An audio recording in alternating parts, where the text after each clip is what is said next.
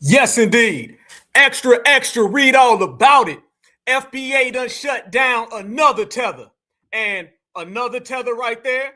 And we done shut down those tethers right there. And we going to shut down all tethers because that's the hell the game goes.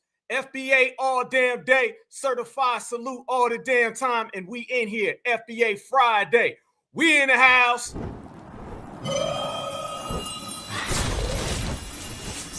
Black Alpha Network. Home of Black Excellence. Power to the people.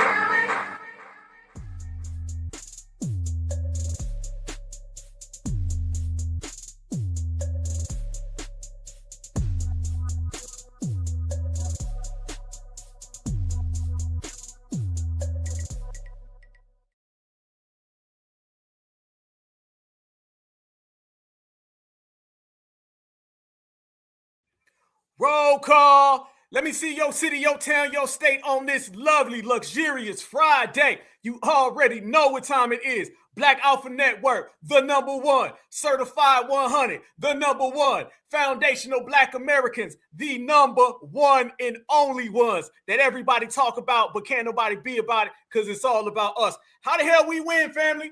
Tell them how we win. How does FBA win? You know, we always win, and we win by knockout. Certified salute every damn day, every which way. Let's go to work. San Jose, Chicago, SoCal, Seattle, Atlanta, Memphis is in the building, 334 in the building, Brooklyn in the building. I see Fort Worth. I see Columbia, South Carolina. Baltimore's in the place. Philly's back in here one more time. Oakland, stand up. I see you. I see Orlando. I see Denver. Mississippi in the building. The 508, New Jersey's in the place. Atlanta, love you forever. Cleveland, love you forever. You already know Cleveland in here. Always Dime, Milwaukee. I see Connecticut, the 412. I see you. St. Louis, I see you. Athens, Philly, 313. Yes, indeed. I see the whole damn, somebody said Somalia. you a fool. Certified. Let's go. Shout out to the whole team. Detroit in the building. Boston in the building. Athens in the building. Watts in the building. The Bronx is in the building. That's East Coast, West Coast, Midwest, down South, Michigan. I see you. Let's go again all the way around. Youngstown, there it is, holding the crown. Family, we always win.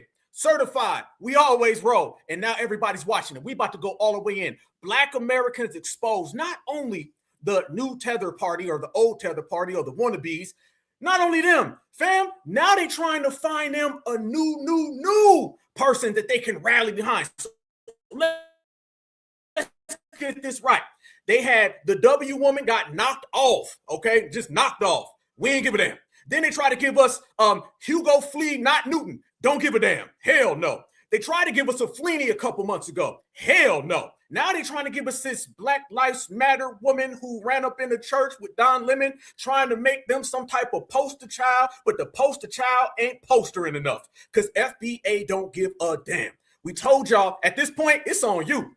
If you ain't got the message from Foundational Black Americans, that's all on you. We told people, I don't know how many more ways we can say we don't give a F. Matter of fact, I got a lot of ways. Y'all tell me in your foundational Black American vernacular, you tell me right now in the chat, how many different ways can we tell somebody to F off? Do we got to tell them F to the gnaw? Hell to the gnaw? Do we got to tell them F around and find out? Do we got to tell them to kick rocks? We got to tell them to bounce. Y'all know Foundational Black Americans. We the only lineage on the earth who got 100 different ways of telling your ass we don't give up. You know what I'm talking about. So y'all tell me 100 different ways how you would tell these individuals that we ain't putting on no capes, ain't got no capes, ain't riding for them, don't give a damn, illegals on their own, Democrats on their own, ops on their own, Republicans on their own, all the tethers are on their own. We don't care. F-U-C-K. I see F around and find out. I say step the hell off. Biz ounce. Love that one right there. Kick rocks. Deuces. Love it. I love it, fam. All damn day. Another kick rocks. Another kick rocks. We got 100 different ways. Get to stepping. Shout out to Martin Lawrence all day. Hit the road. Yes, indeed. You already know. We don't give a. Somebody said, fuck, all the way live. I like that one the best. I ain't gonna lie. That's my favorite one. That's my favorite one, fam. If we didn't have elders in the chat, I'd just be all damn day long. But, one time, can Black Alpha, can I get one time? Can I just say it one time? For all my people, can you give me a pass? I'm going to curse a little bit. Okay, so all my elders feel me. All right, no disrespect. But when it comes to the tethers, when it comes to the ops, when it comes to the illegals, we don't give a fuck. And let's go to work. Family, this is how they trying to play us, but you can't play us. I see you in the chat. Yep, holla, move around. Love it, love it, love it. Yes, indeed. We even got to get to stepping into Martin Lawrence voice. You know he's certified. But family, if they don't get the picture, we going to paint it for them because that's the way this thing goes down. That's what the hell it is. Let's go. In the hell did this Timu Drake looking Black Panther nigga come from? Wait a minute, you didn't pop out when Breonna Taylor got unalive by the cops. You didn't pop out when Sonya Massey got unalive by the cops, which by the way were black women. But soon as a woman Renee get pew-pewed by the cops, you pop out with your big talking about we need bigger You got a rocket, nigga? You got grenades, nigga? You ain't got enough ammo for the U.S. government, nigga. We reject your deposit. You trying to send us out there to get slaughtered. See, y'all play too many games. We see it coming. We see it coming. We see it coming. All black people want to do is get reparations and be left the alone. Can we just do that? Y'all sabotage hip-hop with that goddamn Olympic shit, whatever the that was. You sabotage Essence. Now you're trying to sabotage Black Panthers. Come on now. Immigrant groups that come over here from these other third world countries, leave us the fuck alone. We ain't coming out there for no scammers, for no illegals, nothing. We ain't coming out there for no scammers, no illegals, no nothing. Then, brother, why they ain't got the point? Why they ain't understand? Do we got to hit them with the I don't give a F? Do we got to give them the get the hell out of here, the F around? What we got to tell them? Because, fam, on this broadcast, I think we gonna hammer it all the way home. Over here from these other third world countries, leave us the fuck alone. We ain't coming out there for no scammers, for no illegals, nothing. Y'all so rude, even in our backyard, which is America. Y'all just don't even say excuse me. Now y'all notice that, or was it just me? So leave us alone. If you don't say excuse me, you ain't gonna say thank you if we put our life on the line. Get it? Get it? Good. The thing. To these groups that I see, when we move in your neighborhood, you throw Mocktail cocktails at the house, you burn it down, you sabotage us, pew pew, whatever you're trying to do, you go to prison, you side with the enemy of us. But in ICE protests, you're throwing rocks and snowballs. See, y'all ain't got the heart for this. Y'all ain't built for this. They ain't got the heart for it, brother. They ain't built for this, brother. Oh, so they not like us is what you telling us. This what you saying, brother. They not like us. They ain't got the heart for it. Okay, tell me more. We got a core around us that's built for war automatically. Y'all gotta get with the program. Y'all want us to help y'all? Call out supremacy. Woo! Call them out. Yeah, and go to the mosque. Then we might consider. Until then, leave us the fuck alone. Damn, that was another one. Oh my gosh, I'd be remiss if I forgot to say that one. Leave us the alone. There you go, y'all. Fam, they can't contrive nothing right now. They're trying so hard. And man, did Black Americans shut down Hugo, Flea, not Newton. To the point now that Huey P. Newton's niece done came out. She calling out this guy who claims to be Huey P. Newton's son. Fam, let's go there. We're going to go there. We're going to go there. We're going to play the game. We're going to play the game. Fam, who's this guy? This is the guy who says that he is Huey P. Newton's son, his bastard child. That's what he said. I ain't say that. That's what he said. He said that he never ever met Huey P. Newton, but he's the one who cleared and gave the confirmation for Hugo Flea Newton. So this man said he the leader of the Black Panther Party. But yet the Black Panther Party and the Black Panther members are saying, no, the hell this guy's not. So family, on this broadcast today, with Black Alpha certified all the goddamn way live, we gonna get to the bottom of it, and we gonna find out who is who, what is what, and we gonna do it in the most certified fashion, fam. Yes, indeed. So let's get this right. Just in a matter of a few days, you have Huey Flea Newton coming out, and he's just straight up acting like Huey Newton. Then Huey P. Newton's long-lost son that Huey P. Newton never met. He said he the one who gave the orders. He the one who gave the orders. And did y'all know this right here? This man is running for president in 2028. Family, Huey P. Newton's long-lost son is running for president in 2028. He ran in 2024. I can't tell much more, family. And y'all want to know what this man's name is? Let me tell y'all what this man's name is. Get ready for this one, y'all. The man's name is Rico. That's Rico P. Newton. Matter of fact, his last name is Cortez. So he ain't no way, shape, or form having a foundational Black American name. He ain't no way, shape, or form talking like he one of us. He ain't no way, shape, or form over here on our side. So the question remains, y'all, if all of these people are coming all out the woodwork and we don't know who they are, then perhaps they not like us. I want everybody to understand that. And that's what's going on right now, fam. I'm not even front, fam. No, the man named Rico. The man name is Rico. Fam, and weren't we saying that Julio was trying to get us a Rico? You might just put the name up, fam. They just need to have patches and say sponsored by the feds, sponsored by the other feds, sponsored by Black Lives Matter, who's sponsored by the feds, a Democratic patch. Just tell us now. Just tell us the man name is Rico. They trying to get foundational Black Americans some Ricos, and foundational Black Americans just really, quite frankly, ain't having it, y'all. Ain't having it. But fam, that's not the only thing going on. I want y'all to see this right here as well.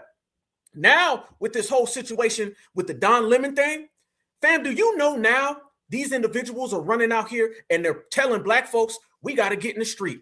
Oh, yeah. Oh, we going to go there, y'all. We going to go all the way there. Yes, keep track of all the ops, fam. But this man right here, he got a message for Black people. Yes, the man who looks like the hills have eyes, look like he ain't ever shaved in his life, look like he got little lice sliding all underneath his hat. He says this to Black Americans. Arrested Nakima Armstrong for our protest on Sunday.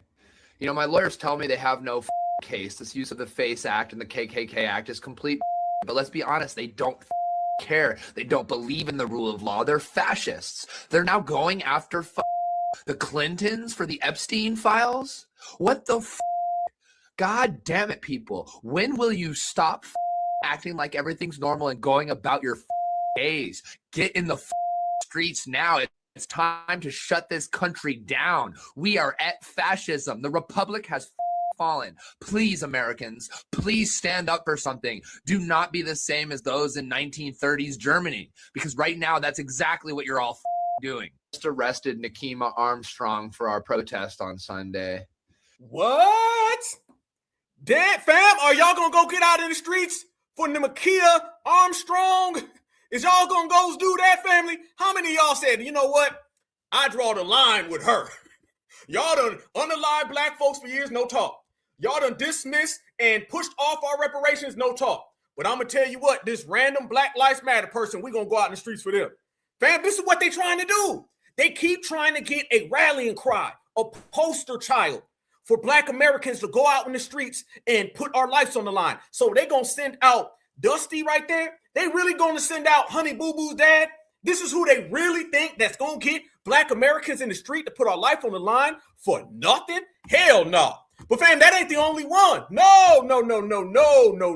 I wish it was, but it ain't. Fam, I want y'all to see this as well. There's more people telling our people what we need to do on behalf of individuals who don't give a damn about us. As you seen that, watch this one right here. Watch how they're combining the Black American struggle with the illegal Somalians. Don't come to Minnesota because you will fuck around and find out. We stand in unity. Yes, we don't always agree. And yes, there are racial tensions. But what you see is the community standing together of many nations, ages, sizes, backgrounds, colors. We are standing together, and we are not afraid of you, Trump. Come again, and you'll fuck around and find out. We'll continue to fight.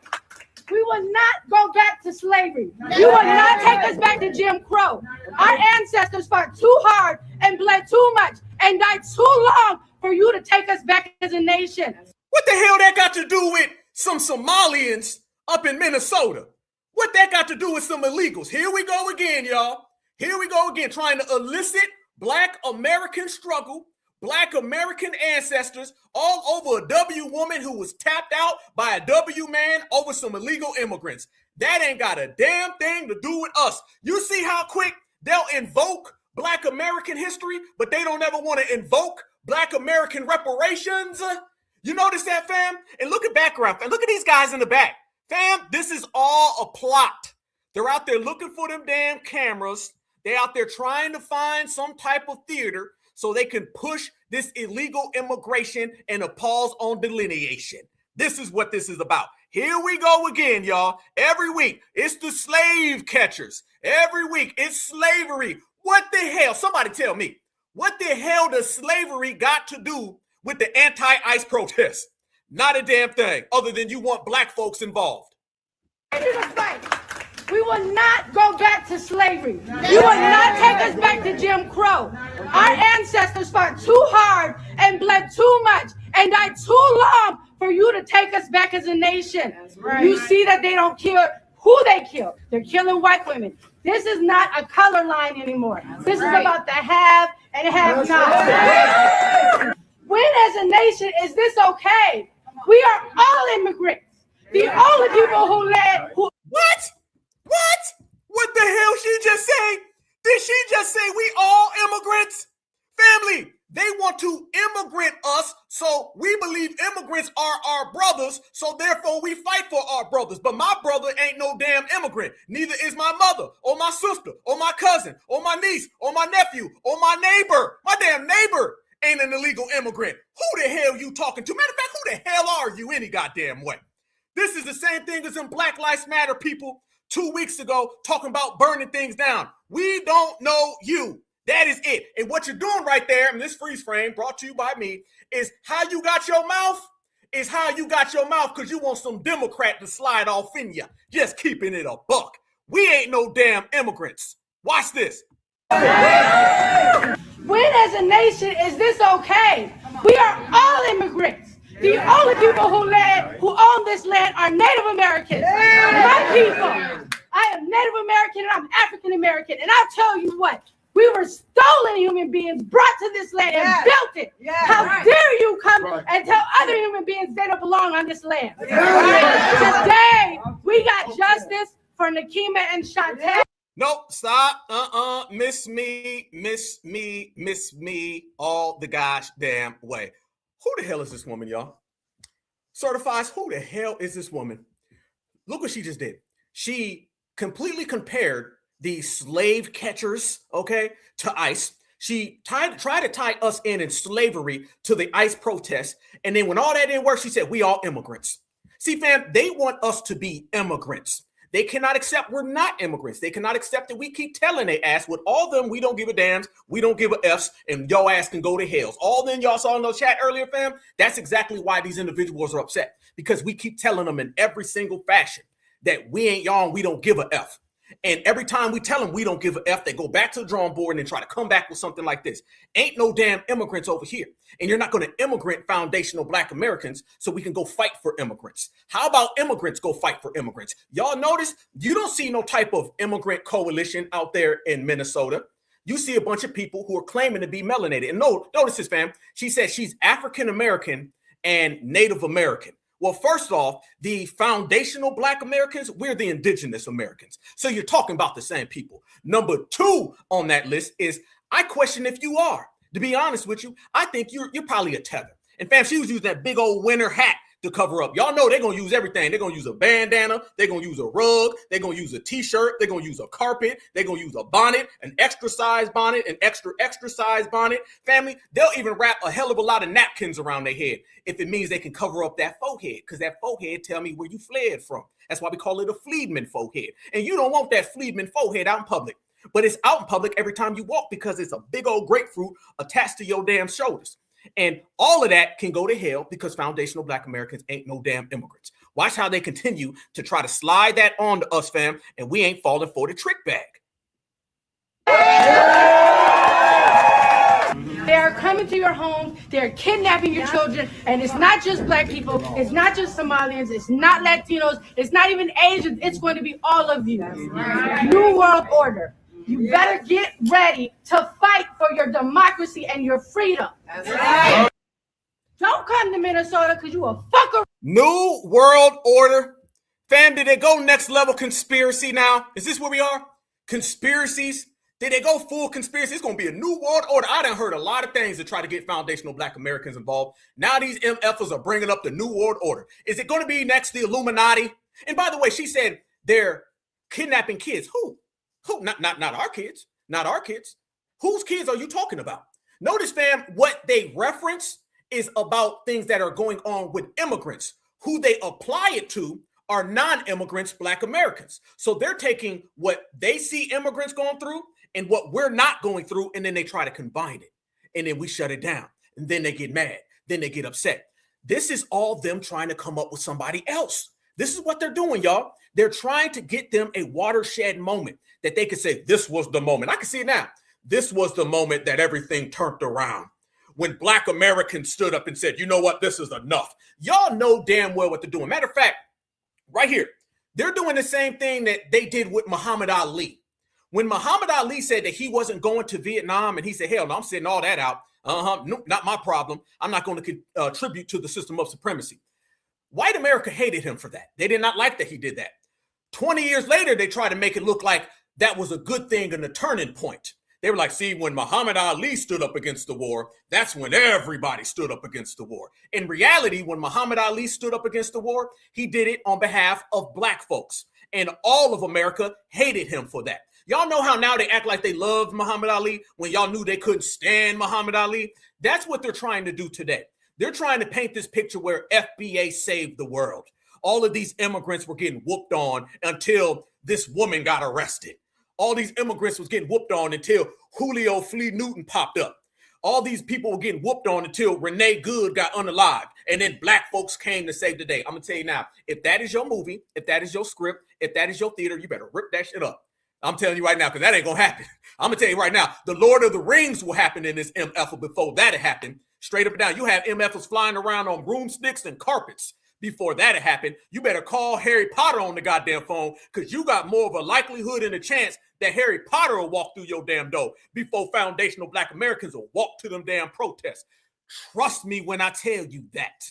So the insulting of foundational Black American culture is the thing that these individuals always try to do, and always try to tie us in to whatever the hell they got going on. But what they got going on just ain't moving us. And family, when I say it ain't moving us, let me tell y'all what happened. We done put so much smoke out here in these streets, fam, on this Hugo Flea Newton. Now he's out there telling everybody he's inviting you to come on down because he wants to have a conversation with you. Yes, Hugo said that he wants to talk to everybody. He said that he wants to speak and he wants to have a conversation so he can show you that he's a verified Black Panther. Y'all look at this. Since the last few days, fam, he done came out and he left a message for Black Americans. And his message is that if you don't believe him, let's have a conversation. All power to the people. Chairman, one out, 221. All power to the people. Chairman Paul Burton from the Black Panther Party.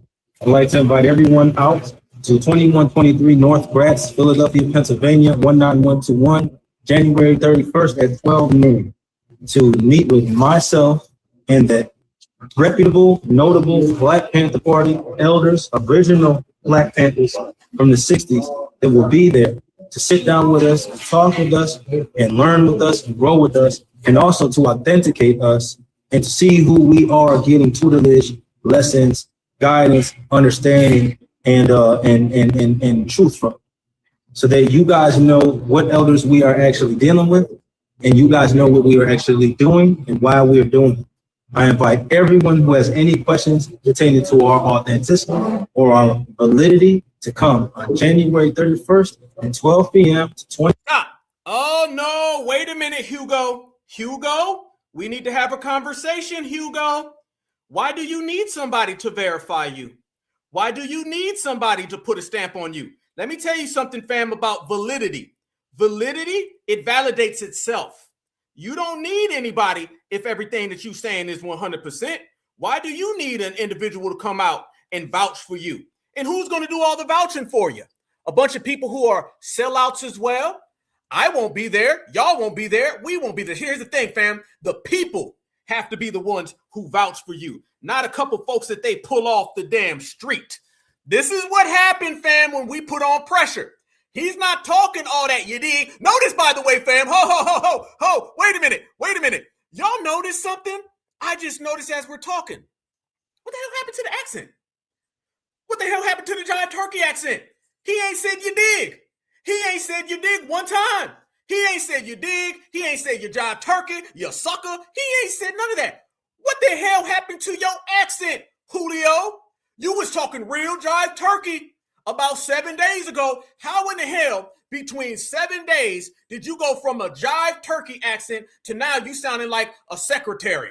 Well, what happens is, if you believe me, you can come here January 31st. I'm going to have a lot of good people there. We're going to have some food and all this stuff, and we can just have a great conversation. So you can see how real I am when I say I want to put y'all on the battlefield so y'all can get harmed. Come talk to me. No, because you ain't even talking like you was talking a week ago, fam. Never trust somebody that was talking different a week ago. Lost the whole accent. This man was in the 1960s a week ago. Somehow now he's back in 2026. What the hell happened to your accent, Hugo? Because we knew this the whole time. This is why I tell everybody, Black Americans expose them. Black Americans shut it down. Right now, fam, we 100 out of 100. All we doing is hitting grand slams, home runs. We pulling up from 50, all net, nothing but net. This is how we do. Notice now, these folks are starting to low-key, slowly backtrack. Now he's talking like a regular person and not somebody out of a black exploitation film. You've been reading the clips. You've been reading the press. You've been watching the Black Alpha Network, and you see that certified foundational Black Americans is on your bumper. Damn right. 21, 23 grants. There will be plenty of food, plenty of refreshments. There will be peaceful time. There will be actual, notable, reputable Black Panther Party elders there. Original Black Panther Party elders there who you will talk to and ask questions and get to know. And you'll be able to see them with us and see that there really is something going on there that you should be a part of. Also, I want to thank everybody who has been diligent and vigilant to protect the Black Panther Party legacy. I commend you guys having questions. I commend you guys protecting the legacy. Well, no, fam, listen how he's talking. I commend you for what you done for me. I appreciate everything that y'all said. I got all the fan matter. I'm just so happy to be here, y'all. This man is giving I want to thank my Abula speech at the damn Spanish Awards. This man don't want full damn Spanish Awards because you know he ain't Soul Train. Why are you talking like that now? What do you mean you need some real reputable Black Panthers? I thought you were a reputable Black Panther. Why do you need a Black Panther there to vouch? What, the other ones on payroll? Y'all look what we done did to Hugo. Y'all look what we done did to Hugo. We done shut him down. Commend you guys standing up for the legacy. And I'm actually grateful that you are.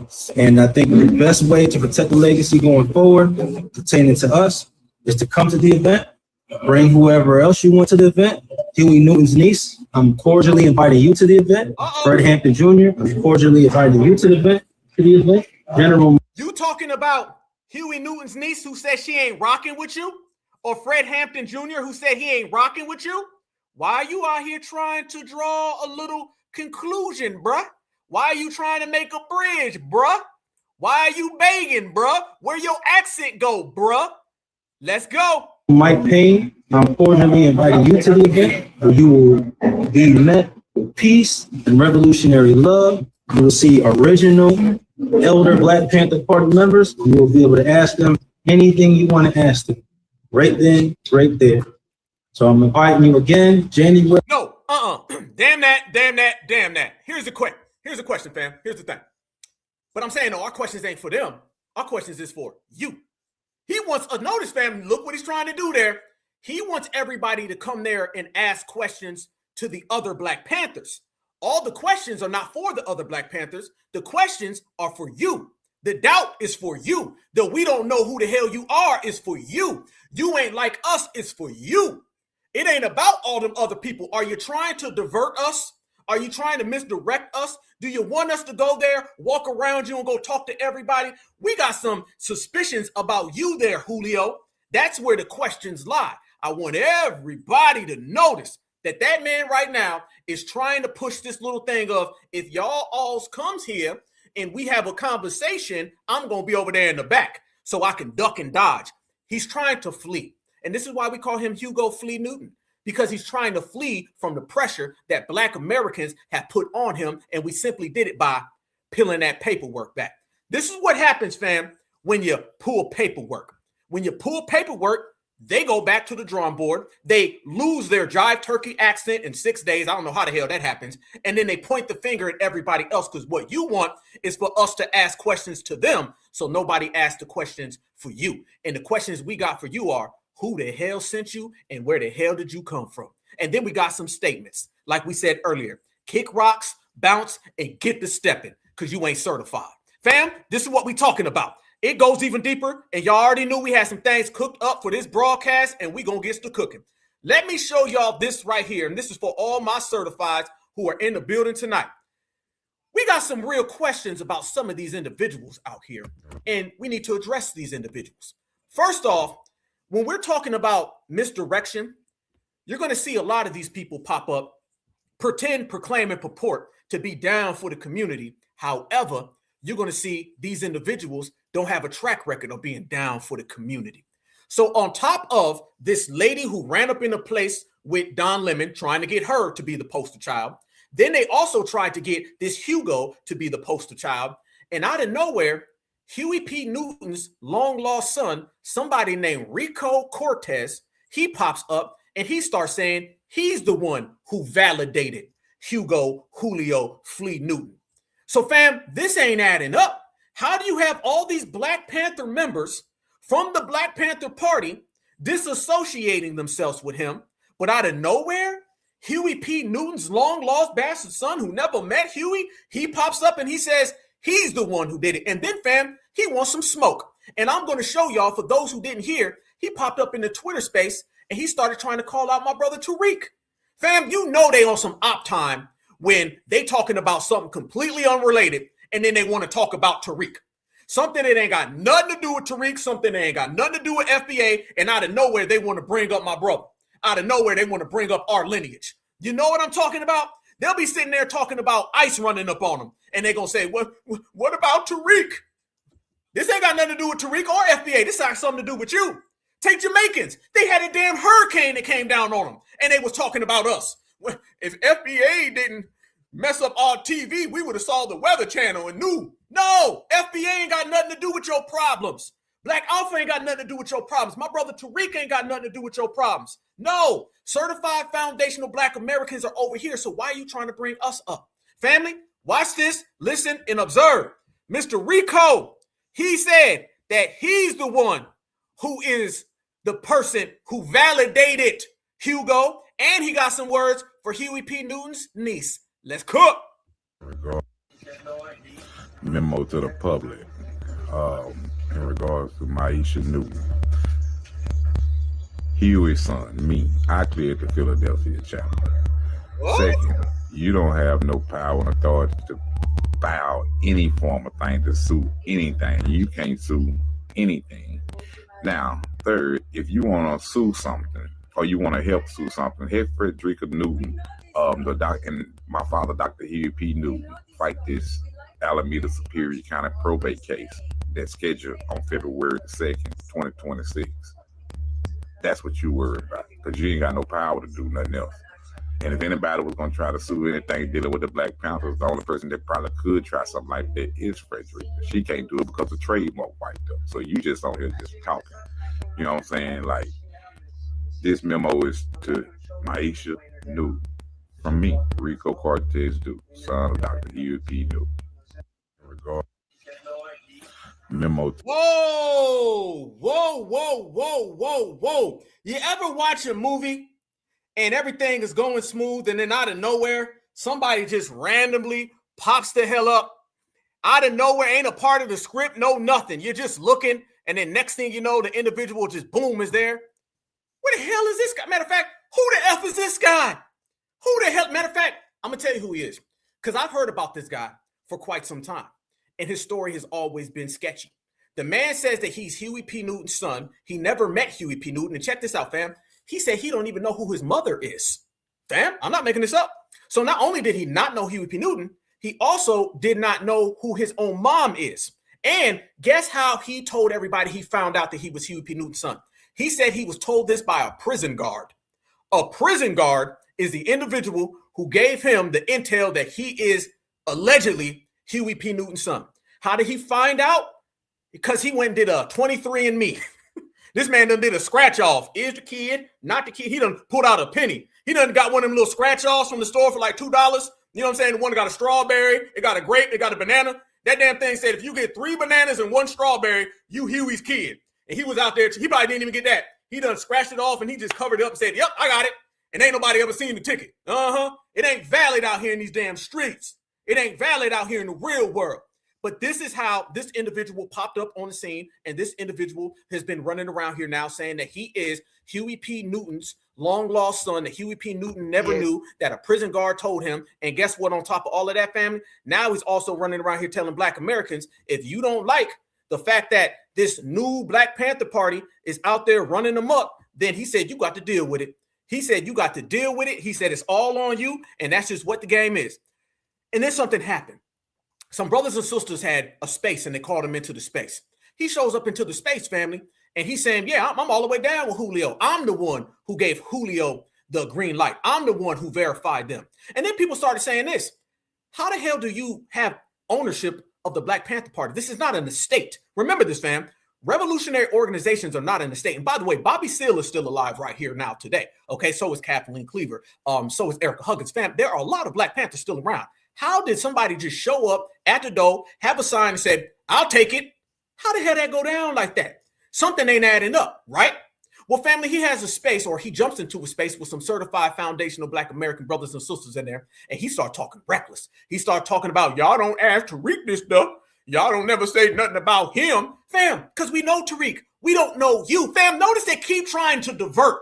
Notice this. Julio is trying to divert our attention and our suspecting questions against him. He's trying to divert it to all the old Black Panthers. This guy right here, he's trying to divert it to FBA. These people don't ever want to answer anything specifically. So some brothers and sisters in the space, they said, okay, well, since you don't want to talk about it, we're going to talk about it. Since you don't want to speak on it, we're going to speak on it. Watch this, family, and watch what he says. He says he don't give a damn, and folks just going to have to deal with it because he's the one who cleared up the Tether Panther Party. Let's go. To do to try to win something, she was gonna have to try to prove that I'm not Huey's son. I'm lying. These documents are fake. How can you say that when Alameda County Court issued these documents to me? Well, they issued half of the documents to me. You don't. So she never would have been able to prove that. So let me hold on real quick. Tariq, take the codes, please. Go ahead. Hold on 1 second. There you go. Oh, hold on 1 second. There you go. Because your phone was breaking up. You were saying you asked some question. It was just cutting in and out. I ain't hear nothing. Oh, okay. Yeah, because you just kind of kept talking like, yes, sir. So, but yeah. So what I'm saying is this right here. Everybody always say the court is the final say so, right? So I went to the court and got the final say so. So it don't matter if your personal opinion feel you don't have no right. Well, you see what I'm doing, don't it? You see what everybody taking hold to. Rico Cortez Dukes, Huey P. Newton's son. You see who's saying this person is clear and this person is not clear. This chapter is clear. You see who doing it? Rico, you don't have the rights to any of Huey's stuff, sir. You're trying to work I just working on it, but you don't have listen, Tyreek, listen. I just told you. I don't know what to tell you, bro. I don't know what to tell you. That's why I say I'd be crazy to sit up here and argue with you about what I don't have the rights to when I know what's in the courthouse. So that's all I can say. Fam, whenever they start hitting you with the, I ain't gonna argue with you, that's because they don't have an argument. That means they ain't got nothing to say. That means they can't really speak on nothing. Anytime they start hitting you with the, I ain't even gonna talk about it then, that means there's nothing to say. Where did you get it verified from? This man told me everybody want to talk about the courts. Then I went to the court. This man literally showed up with a 23andMe and was like, hey, check this out. I'm going to do this. And by the way, look at the screen. 2028 presidential campaign. This man is running for president in 2028 and he ran in 2024. And don't nobody know who this guy is. The man got 51 followers. Look at this.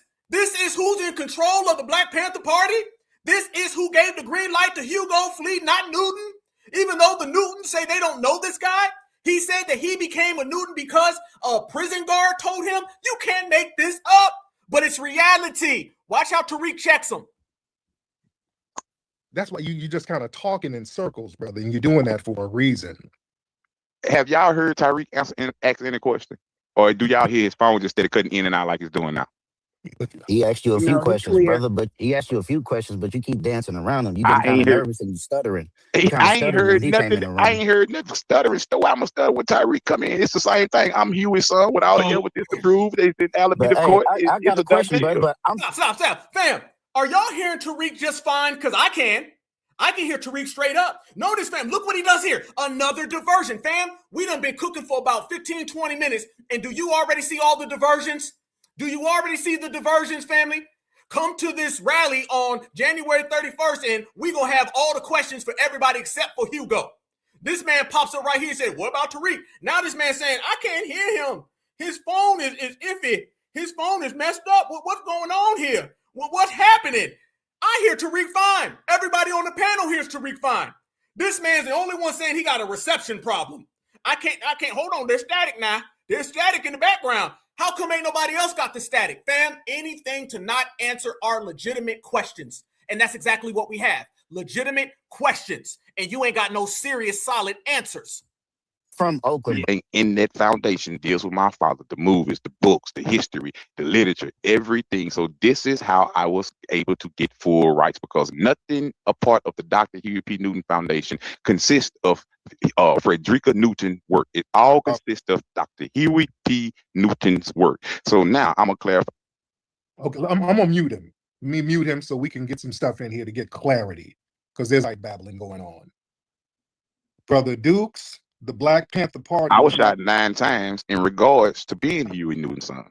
I was labeled deceased for 13 years in federal. This is plebiscite babble. This for is being Huey Newton's son. Oh my God. Now I'm a. Oh my fam, and he ain't answered the question. Notice how he keeps going back to this happened to me because I'm Huey's son. I'm Huey's son, so this is why this went on. It happened because of this. Notice this is what we call clout chasing, family. Anytime someone overemphasizes a situation or something they keep going back to, that's the only thing he believes is giving him clout, is Huey P. Newton's name. That's what this is about.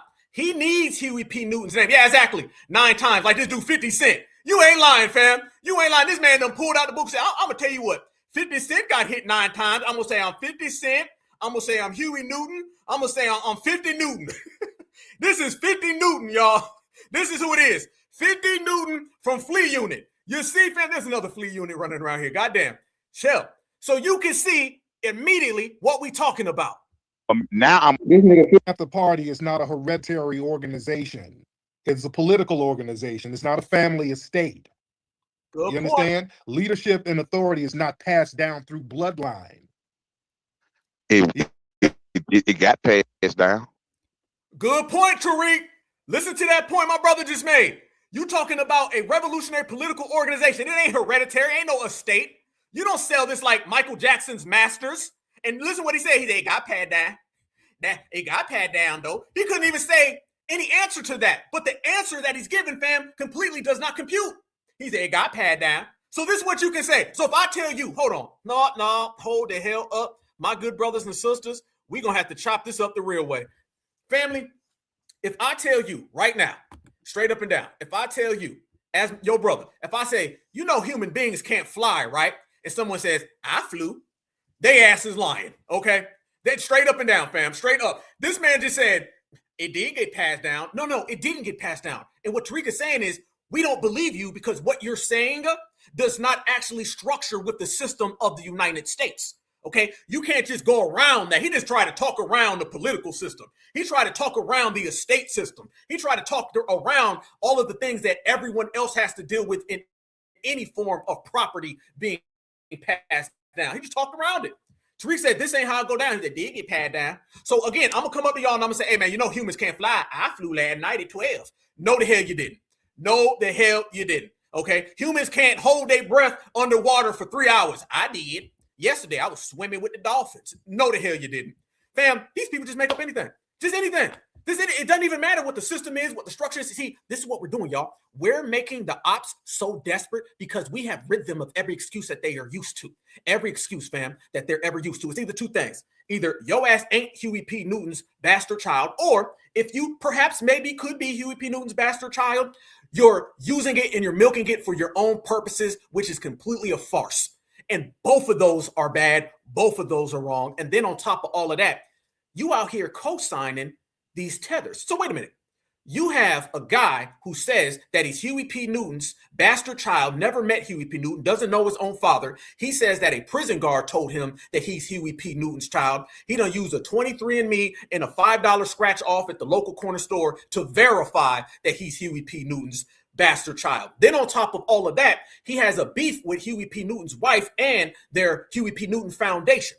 And then on top of all of that, the man is out here co-signing these Tether Panther parties. And then on top of all of that, your name is Rico Cortez.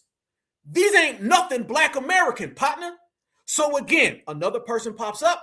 Another person got sketchy background. Paperwork looks super filthy. And we just calling it out because we certified and that's how we do. Look at this, fam. Even further. Now he's going to start getting real buck, y'all. Oh, man, he get buck. He get buck. He starts saying, I did. My brother Twizzle from Oakland starts getting at him. And then he responds to my brother by saying, well, I'm going to tell you like this. I did. If you got a problem, deal with it. So he's very, very proud of sponsoring the Tether Panther party. Well, you what? It got passed down. You had to fight for it. So I got it. So I got it. I got it. The whole point of it is the whole point of it. The whole point of it is you have to prove who you were with a Rico Cruz.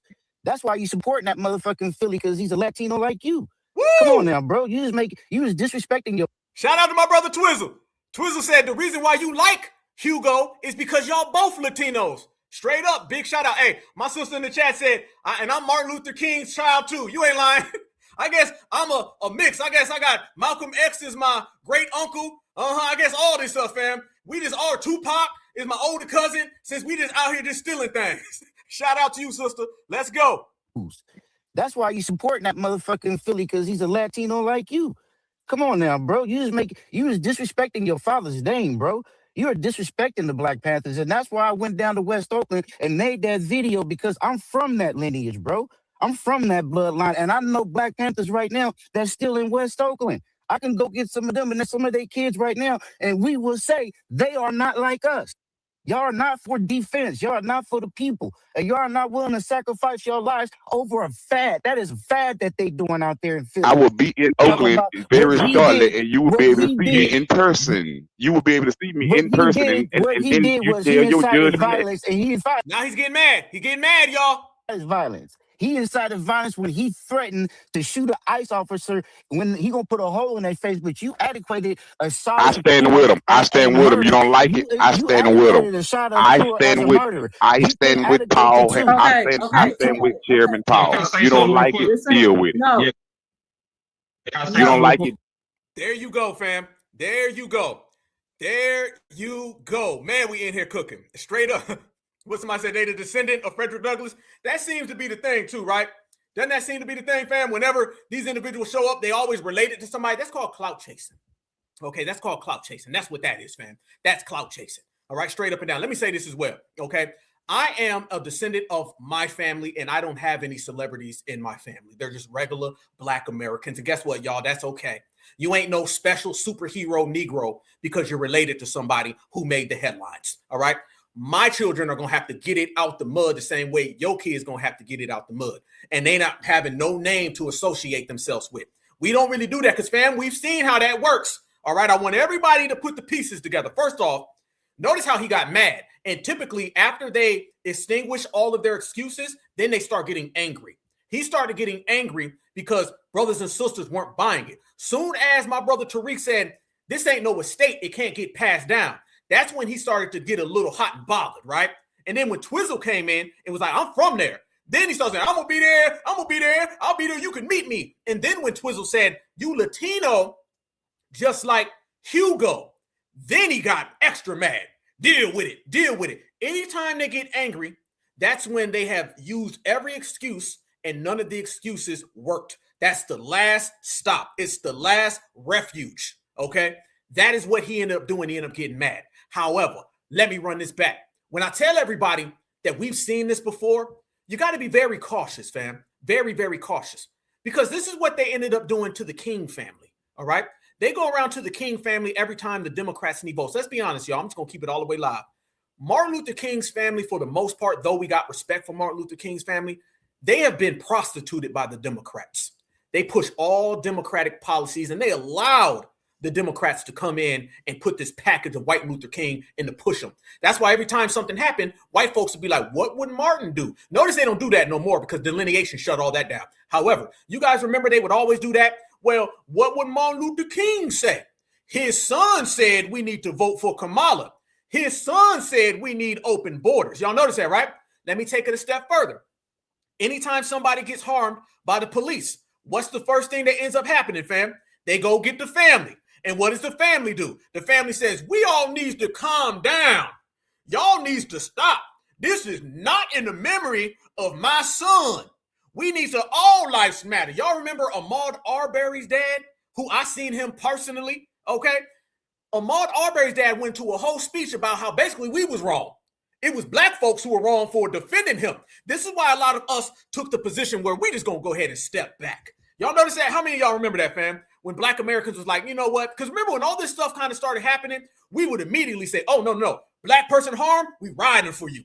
And then we start seeing these family members come out and get mad at us.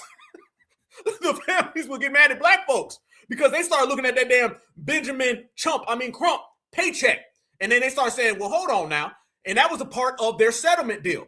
Their settlement deal was to go out there, calm all the black folks down. Because if you didn't, you weren't going to be able to collect those dividends. Man, as soon as they put that damn paycheck on the table, press conference at 12. All y'all black folks need to be quiet because you're messing up my money. This is what's happening here with this guy.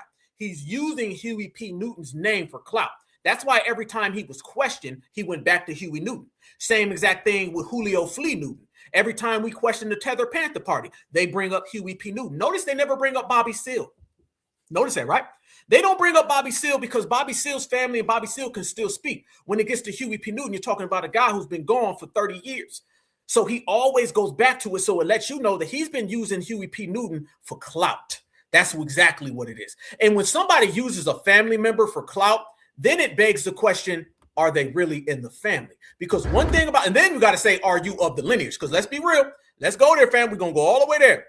What was that dude down in Texas? Was it Botham? What was that dude's name with the Amber Geiger? Y'all remember what the hell was that dude's name? The family, what were they? Nigerian? What were they, fam? Remember we were out there and we was stomping for him and we was like, oh, hell no. Hell no. And then the family came out and said, y'all's be nice. And remember, the judge came off her seat and hugged the W lady and gave a Bible. And the family said, y'all need to calm down. That was pretty much a lot of black folks' last straw with riding for people, especially Tethers. Especially Tethers, fam. I don't remember. Was it, I forget the dude's name. Is it Botham, Jeans, and Johns, or some-ish? You seen one Tether, you seen them all, okay? But I do remember the W lady who unalived him. Okay, Botham Jean, okay. Certifies. Appreciate you guys. Thank you. Absolutely. Y'all remember we was riding. We was like, oh, hell no. We ain't gonna let this go on.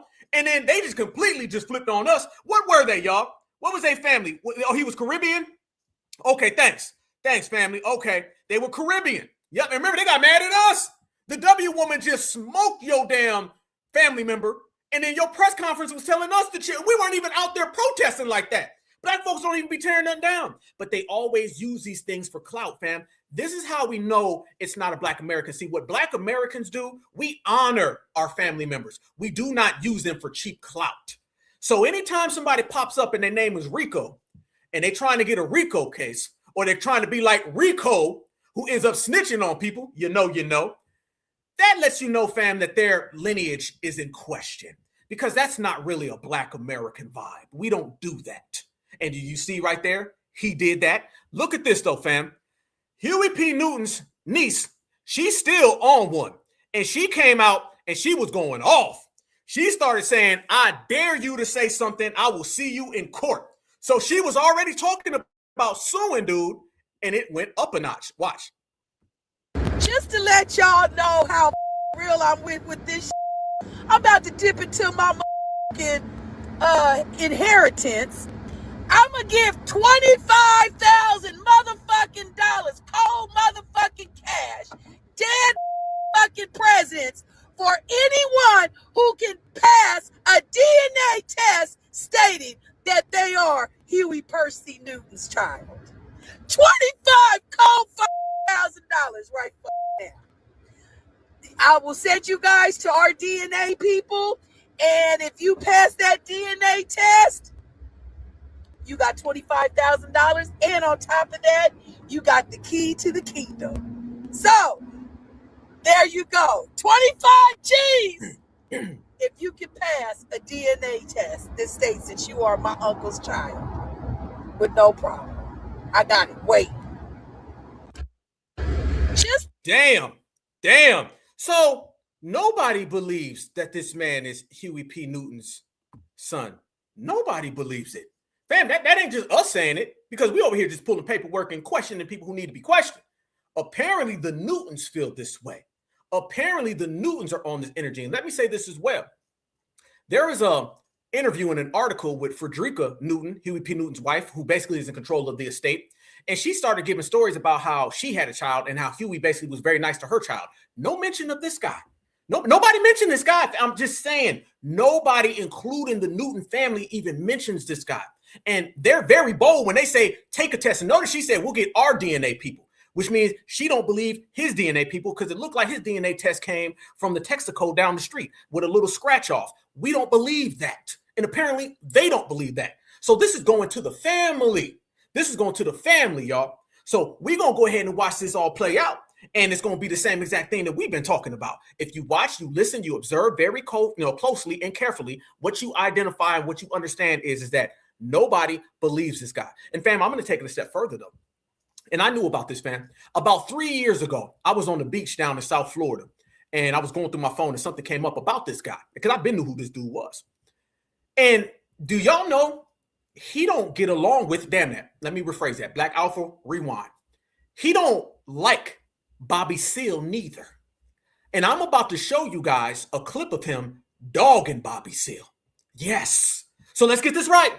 He's cool with Paul Birdsong. He confirmed Paul Birdsong. He cleared Paul Birdsong.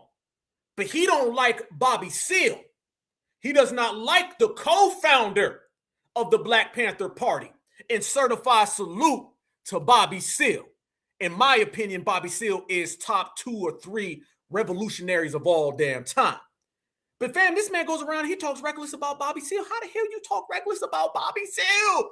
Bobby don't hurt no damn body. All the things that Bobby Seale has contributed to the movement, he gave his life for our people. There'd be no damn Black Panther Party if it wasn't for Bobby Seale. You wouldn't be sitting here right now talking about clearing no damn Tether Panther Party if it wasn't for Bobby Seale.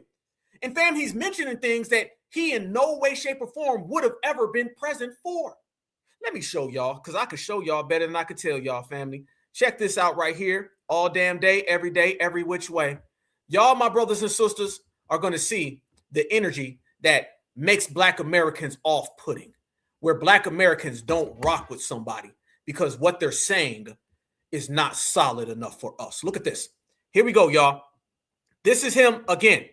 Founder, Dr. Huey P. Newton, founder. Notice right here, it says founder Dr. Huey P. Newton talks about Bobby Seale. You ain't Huey P. Newton, and you ain't the founder. Even notice that, fam, they done twisted the words around. But watch this. Hey, what's up, America? I'm your host, Rico Dukes, for the Atheist Truth Show. I'm also the son of Black Panthers founder, Dr. Huey P. Newton of the 1966 Oakland Black Panthers, co-founded with Bobby Seale. I'm a U.S. 2024 presidential candidate.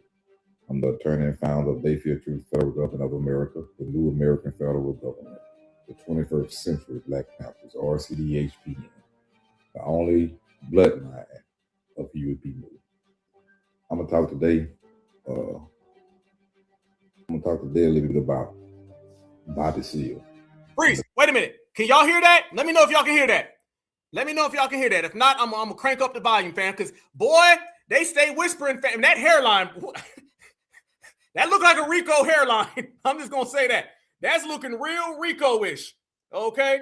That's looking real Rico-ish. Let me know if y'all can hear that. I'll run it back for you, family. But damn. Y'all was like, I heard about this dude, but I seen him with the hat on. But I didn't know none of this. Okay, you can hear it? Okay, y'all can hear it? Okay, some people can hear it. Let's check this out. Hairline alert. Okay, so y'all can hear this good. Okay, shit, let's rock then. Okay, we can hear it. Okay, I want me to crank up the volume. Let me crank up the volume for y'all a little bit. Let me crank, because we got to get this all the way live, fam. We got to get this all the way live. I'm going to crank up the volume for y'all, because, man, let me tell you something. Y'all know they love having these interviews where they be whispering. That's another little tether alert. I got y'all. We're going to bubble. We're going to bubble. And I want y'all to hear what dude says about Bobby Seale. Reckless. Foul what he says about Bobby Seale. And he's saying things, again, that how the hell were you present? This man acts like he was in the Panther Party. He act like he Huey Newton. No wonder he loves Paul Birdsong so much, because they both act like they are Huey Newton. A lot of these people have a Huey P. Newton complex. We got to be honest about that, brothers and sisters. A lot of these people think they're Huey P. Newton. And you notice it's always somebody that nobody can really vouch for. It's always like that. It's somebody that nobody can vouch for, don't nobody know, ain't nobody seen this individual. That's how it always is whenever they gets to talking about something that went on.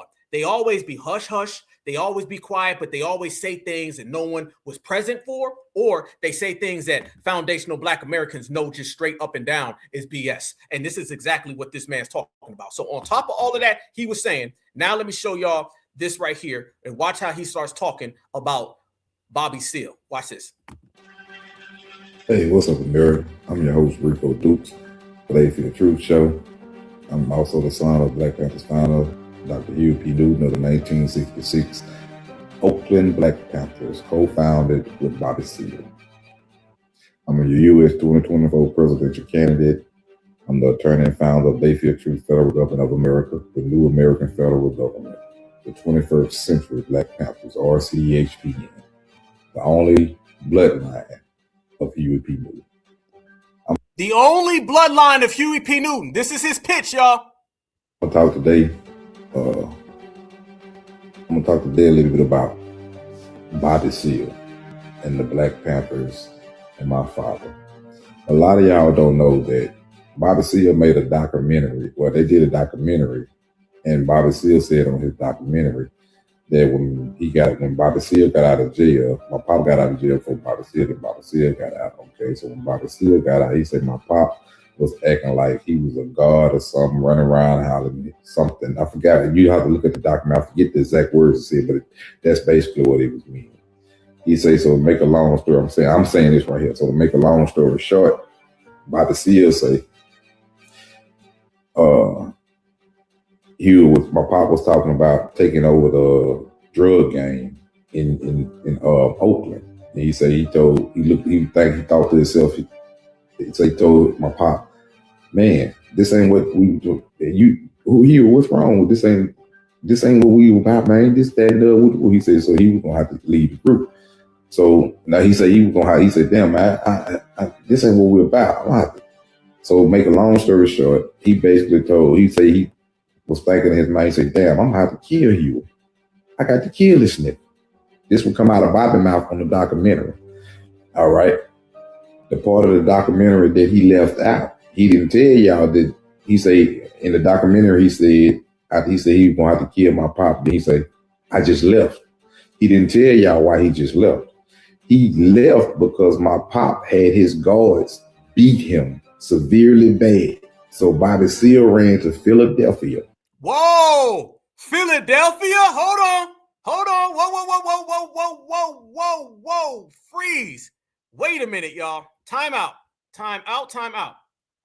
He says that Huey P. Newton and Bobby Seale had a battle, which I don't know how this guy would ever know because, you weren't around. And then he said Huey P. Newton did not like Bobby Seale, and Bobby Seale ran to Philadelphia. And then watch what else he starts to say about Bobby Seale. Oh, it gets even worse than that, fam. Oh, it gets even worse. Hold on. This man goes all the way in on the great Bobby Seale, and yet he's saying that he is the real Black Panther. This don't make no sense, fam. Let's go to work. I'm saying this right here. So to make a long story short, Bobby Seale say, my pop was talking about taking over the drug game in Oakland. And he said he thought to himself, he told my pop, man, this ain't what we do. What's wrong with this? This ain't what we about, man. This, that, and what he said. So he was gonna have to leave the group. So now he said he said, damn, man, he didn't tell y'all why he just left. He left because my pop had his guards beat him severely bad. So Bobby Seale ran to Philadelphia. with his wife family. All right. Who else is in Philadelphia? The Black Panthers and Paul Birdsong. Right. He stayed out there the whole time. Him and my pop didn't have no more words. They didn't talk no more, period.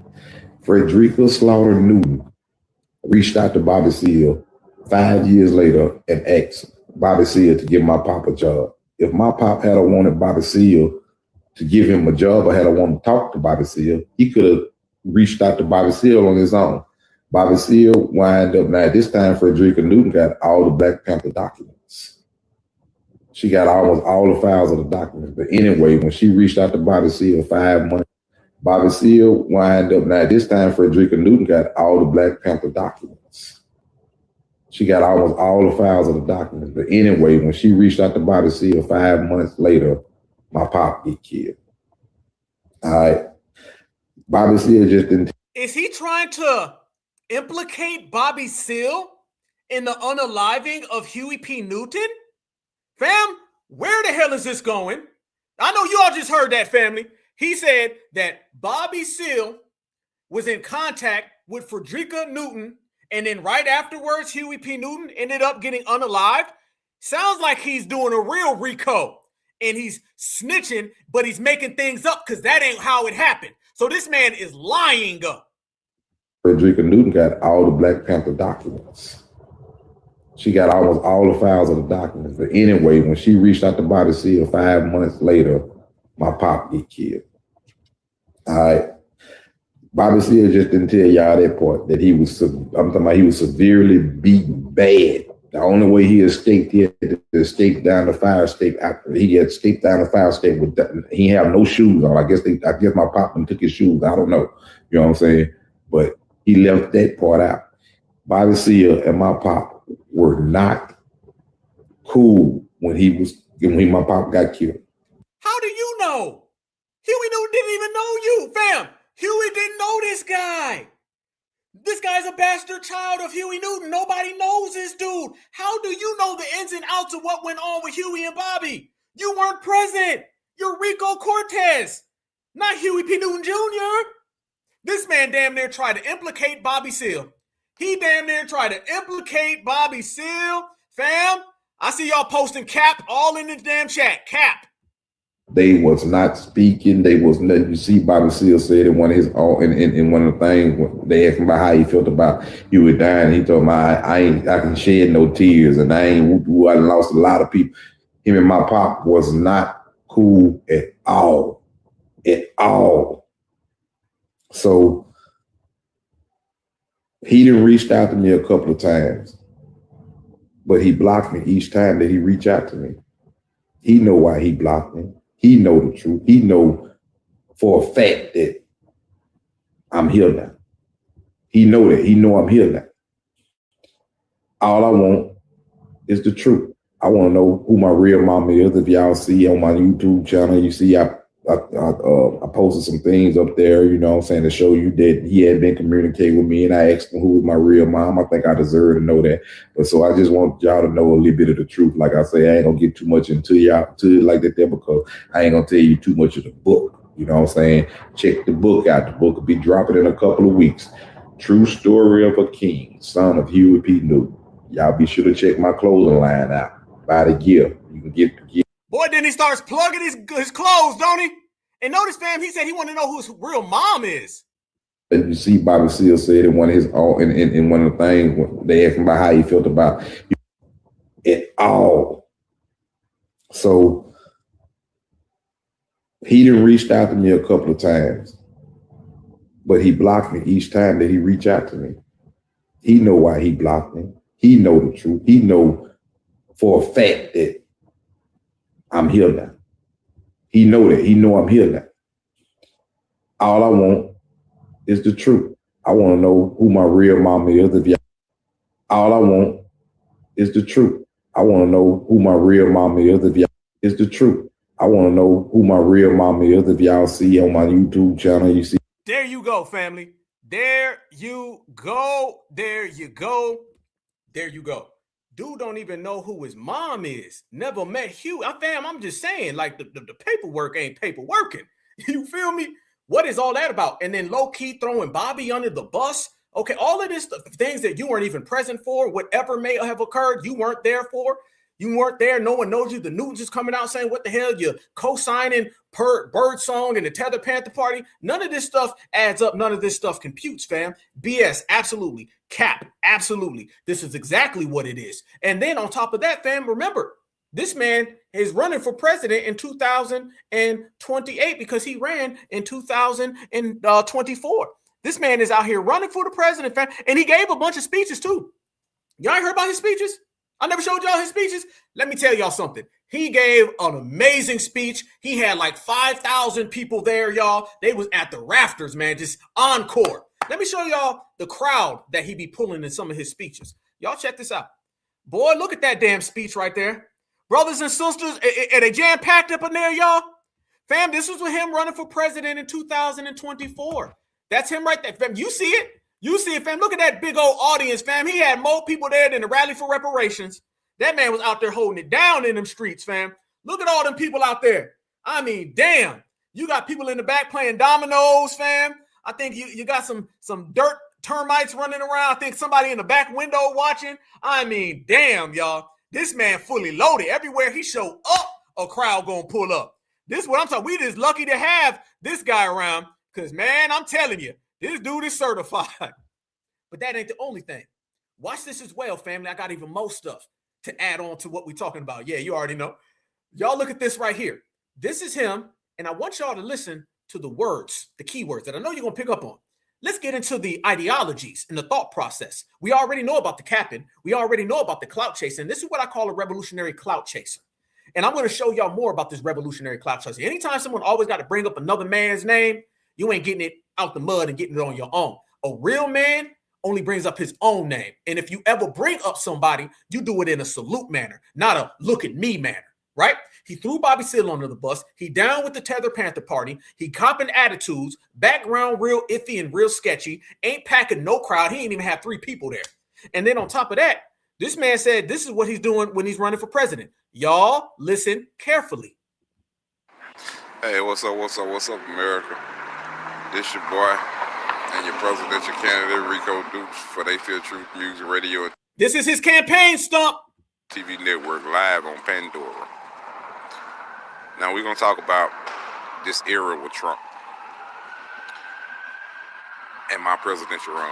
Many people ask me, what do I think about the LGBTQ? I mean, me being a man of Yahweh, a son of Yahweh, I don't condone what they do, but yet and still it's their life. With me being president. What does this have to do with anything? What the hell does this have to do with anything? Created this. See, what they don't tell the people is that the political agenda of the Republican and the Democrat is all the same agenda. Family, the man gives the slowest speeches that you ever heard in your life. I mean, just slow, down bad, broken. But I want y'all to notice something. You see how he was just talking about that particular community? Let me show y'all what he said about our great foundational Black American women. Y'all ready for this one? This is the official son of Huey P. Newton. I want everybody to listen to what he says right here. He says, I got bad news for our African American women. Breaking news. Dear African American woman, you are not the target and never was the target.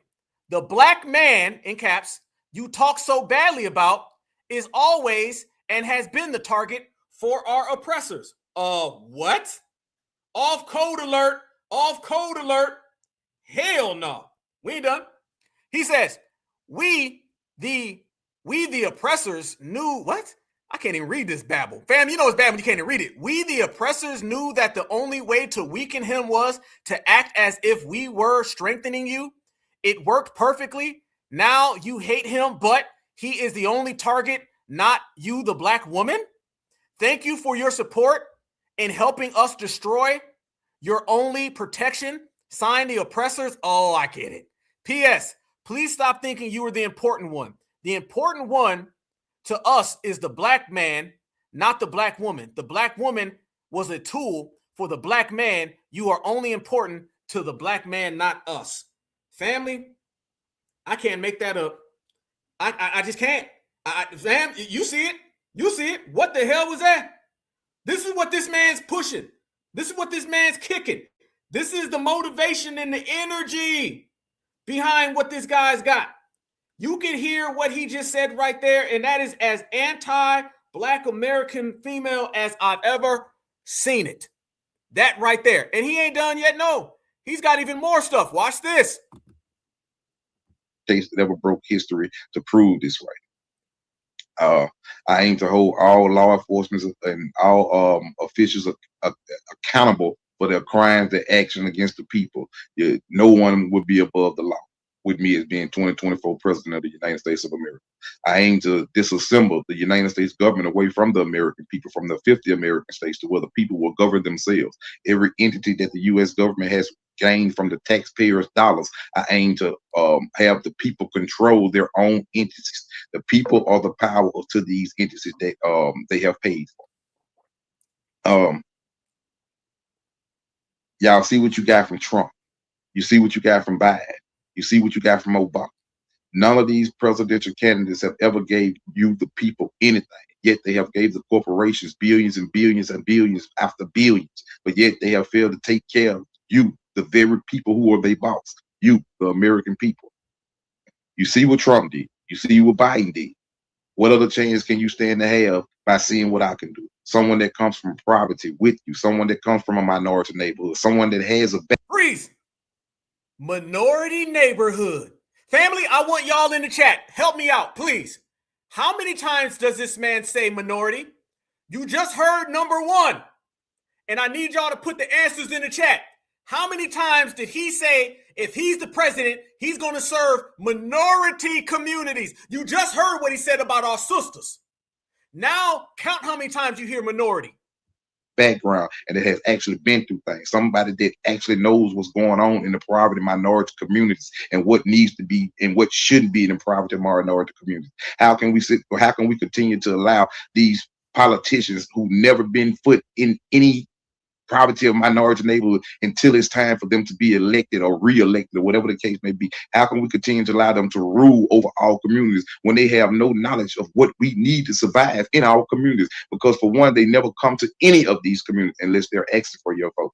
For two, they don't live in these communities, so they don't know the conditions that the people in these communities are in. So they don't know the right result to try to issue to the people to better their community. So we need people that actually have been and that's been and that is still there in our community with our people that are suffering today. And I am one of those presidential candidates who is truly from the poverty minority neighborhoods of Shreveport, Louisiana, Cedar Grove.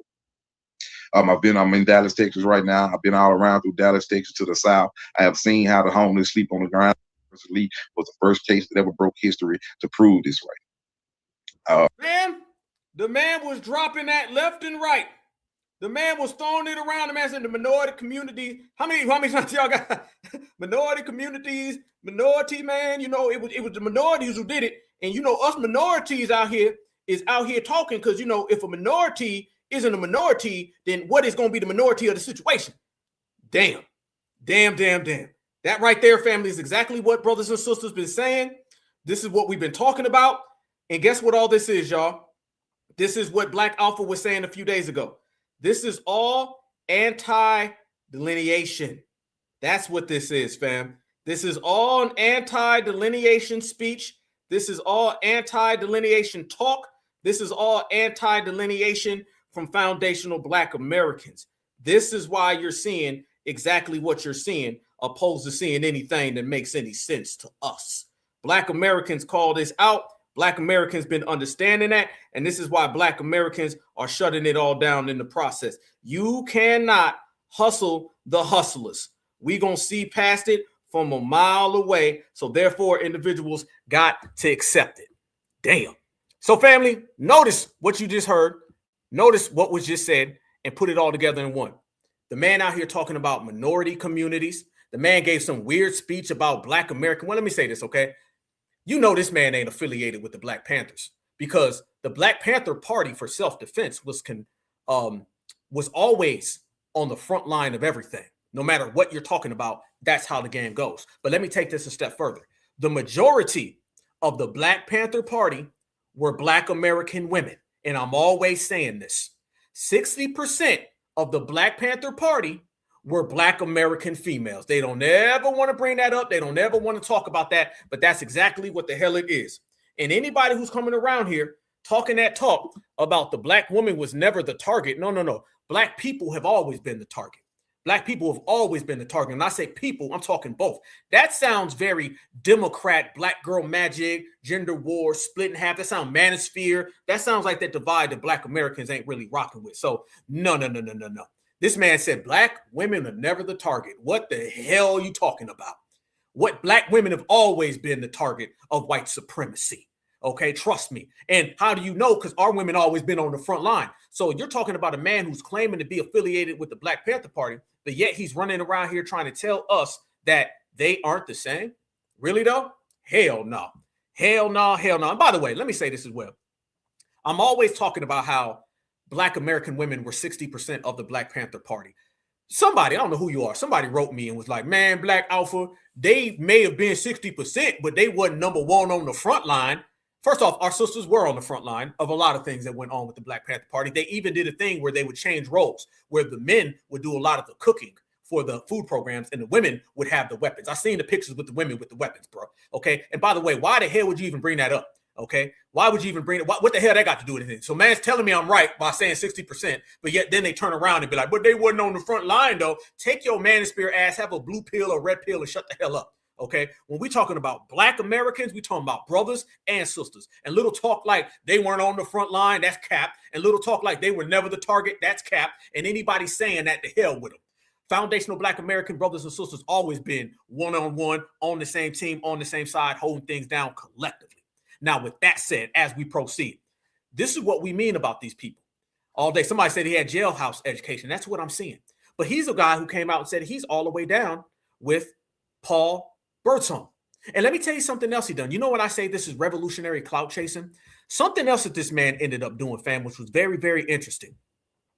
He tried to file a motion to get Big Meech out of jail when Big Meech was still in jail. This is something a lot of people don't know about. This is very clout chasing. Always bringing up Huey P. Newton, throwing dirt on our foundational Black American women, throwing dirt on Bobby Seale, don't know who anybody is in your family.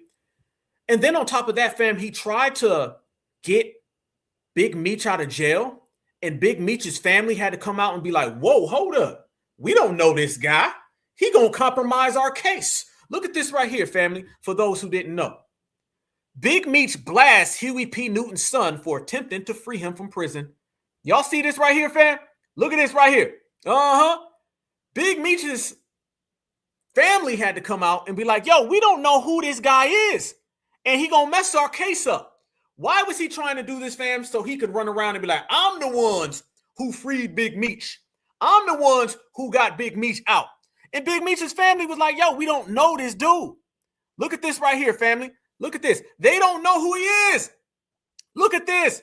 This right here, fam. They were like, yo, we don't know this guy. Why the hell is this guy running around here talking like he's us? And why the hell is this guy running around here talking like he gonna hold down the fort? This dude is not one of us, and he's also somebody who's trying to ruin and get Big Meech basically more time. Big Meech actually ended up getting free, obviously everyone knows, but this man was running around here doing this, and they was like, yo, who the hell is this guy? We don't know this dude. Look at this. The above mentioned motion was filed. Basically, it was unknown to both Mr. Big Meech and his family, and his undersigned counsel. Okay, and his counsel had no knowledge of such motion would be filed, and neither did Big Meech nor his counsel endorse this frivolous motion. Big Meech is asking the judge to withdraw the motion. What the hell did he just throw himself into Big Meech's case for? What the hell did that have anything to do with anything? Why in the hell did he just out of nowhere say, I'm going to tell you what, I'm going to get Big Meech out of jail, even if Big Meech don't want me to? And Big Meech's family was like, yo, we don't know this dude. Big Meech's family was like, nah, bro. Who the hell is this dude? Get this dude the hell off of our case. Family, is coming across like Rico. It's some Rico stuff. He don't want this to go down because guess what? It end up happening, y'all. He would have ended up getting Big Meech to stay. I think this might have been a play to get Big Meech to stay behind bars, y'all.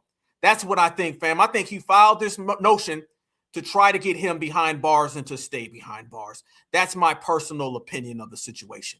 I don't think this was a situation where he was really going to get Big Meech out of jail. I really don't.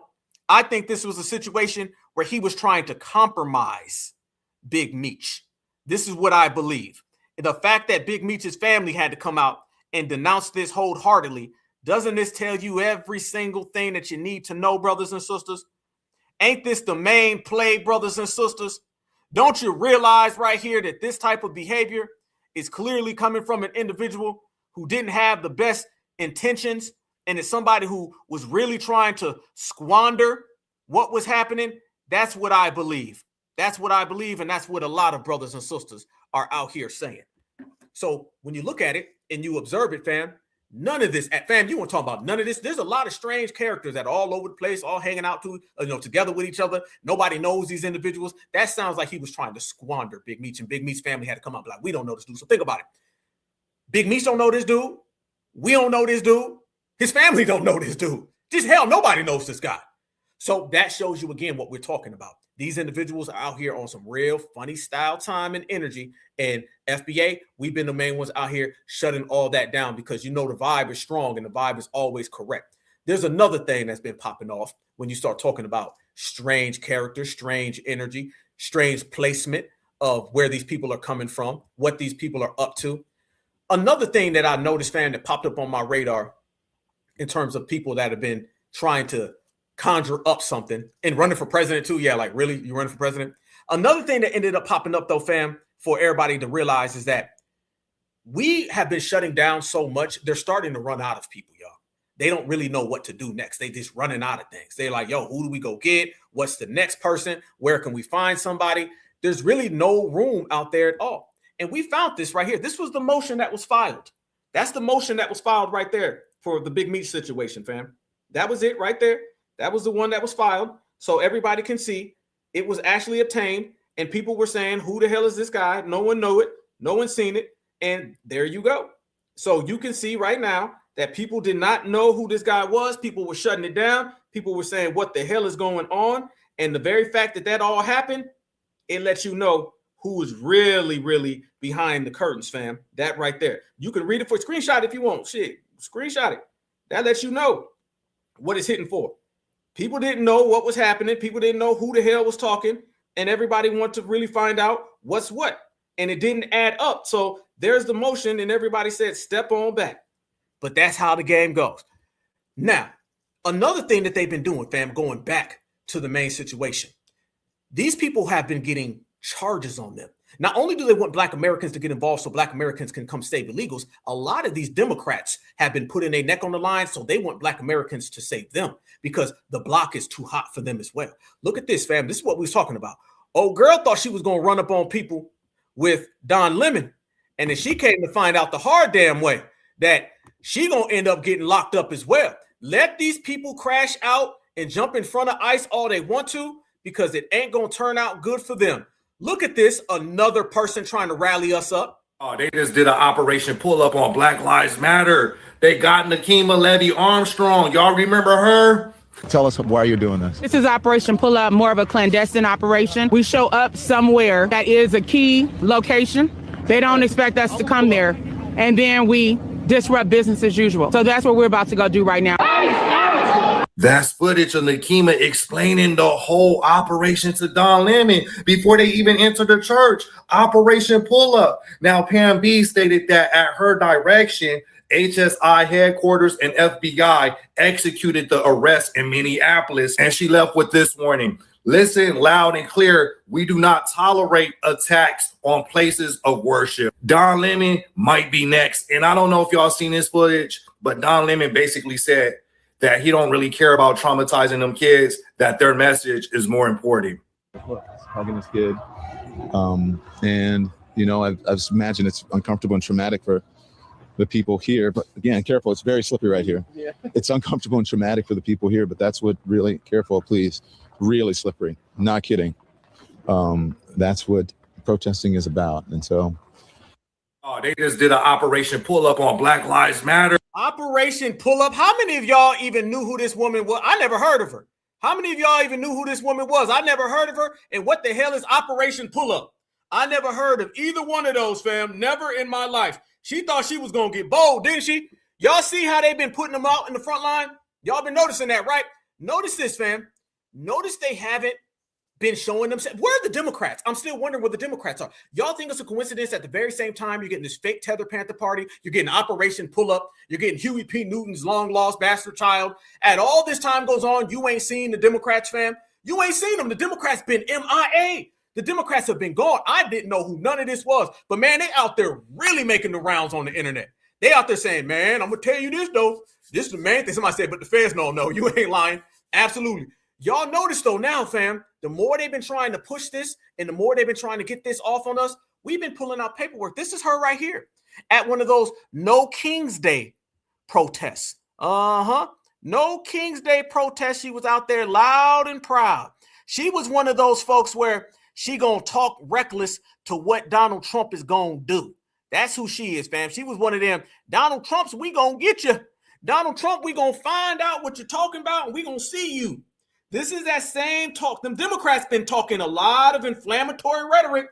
I didn't know who this woman was until just recently. And man, I'm telling you right now, brothers and sisters, for the next week, I promise you, they are going to be pushing this woman as some freedom fighter. They done think they done found a new Paul Bird song. They think they done got them on a Fleeny. Everywhere that they failed at, they're going to be trying to use this woman. How do you know? They already out here talking about they done arrested a black woman. Here we go, fam. They done tried to pivot. They tried to use the whole white woman thing. Black Americans didn't give a damn. Now they're trying to say, well, a black woman done got arrested. It's all fight now. And guess what, family? When she got arrested, it was her fight. This was them apprehending her. Watch this. Jordan, step out. We don't want this to get into that. There's no reason to do that. My friend was tackled to the ground. And we don't want And somebody banged their head because they thought it was me. Okay? No, seriously. So I'm just asking you guys, I have a brain tumor. So I'm asking you to please treat me with dignity and respect. Okay? That's all we want. That's all I want. That's all I want. Okay. We have to put you in handcuffs. Why? That's the part. That's policy. Of course it is. Why are you recording me? Why? Just to make sure everything's. Wait, hold on, sir. Before I understand, but I'm asking, why is he recording this? I would ask that you not record. If it doesn't have to be, I don't want to be a trophy for MAGA. So I'm asking. Is it Department of Policy to record? If it's not, can you please stop recording? Yes. I was instructed to record you. Why? Make sure there's nothing. This is what they want us to do. Now they the ones out there getting arrested. Fam, notice they want us out there getting arrested. We ain't out there, so now they're getting arrested. This is a good move, Black Americans. This is a great move. Let the handcuffs be put on these crash outs. There's a record of everything. It's not going to be on Twitter. It's not going to be on Twitter. It's not going to be on anything like that. We're not going to. It's still weird that you would record me. Look at everybody else here is recording everything. What we do. Yeah, that's my husband. Like, we don't want to create a false narrative. Husband. You guys are the federal government and you tackled my friend to the ground. Whoever did it, okay? I'm not saying it was you. It wasn't us. It was the FBI. I heard it from here and she said, get off of me. Okay, okay? We'll deal with that.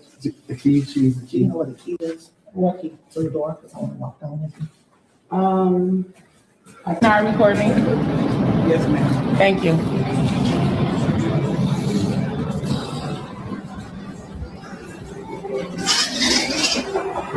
Go slow because this ice. Yeah, we don't want you to slip in the ice.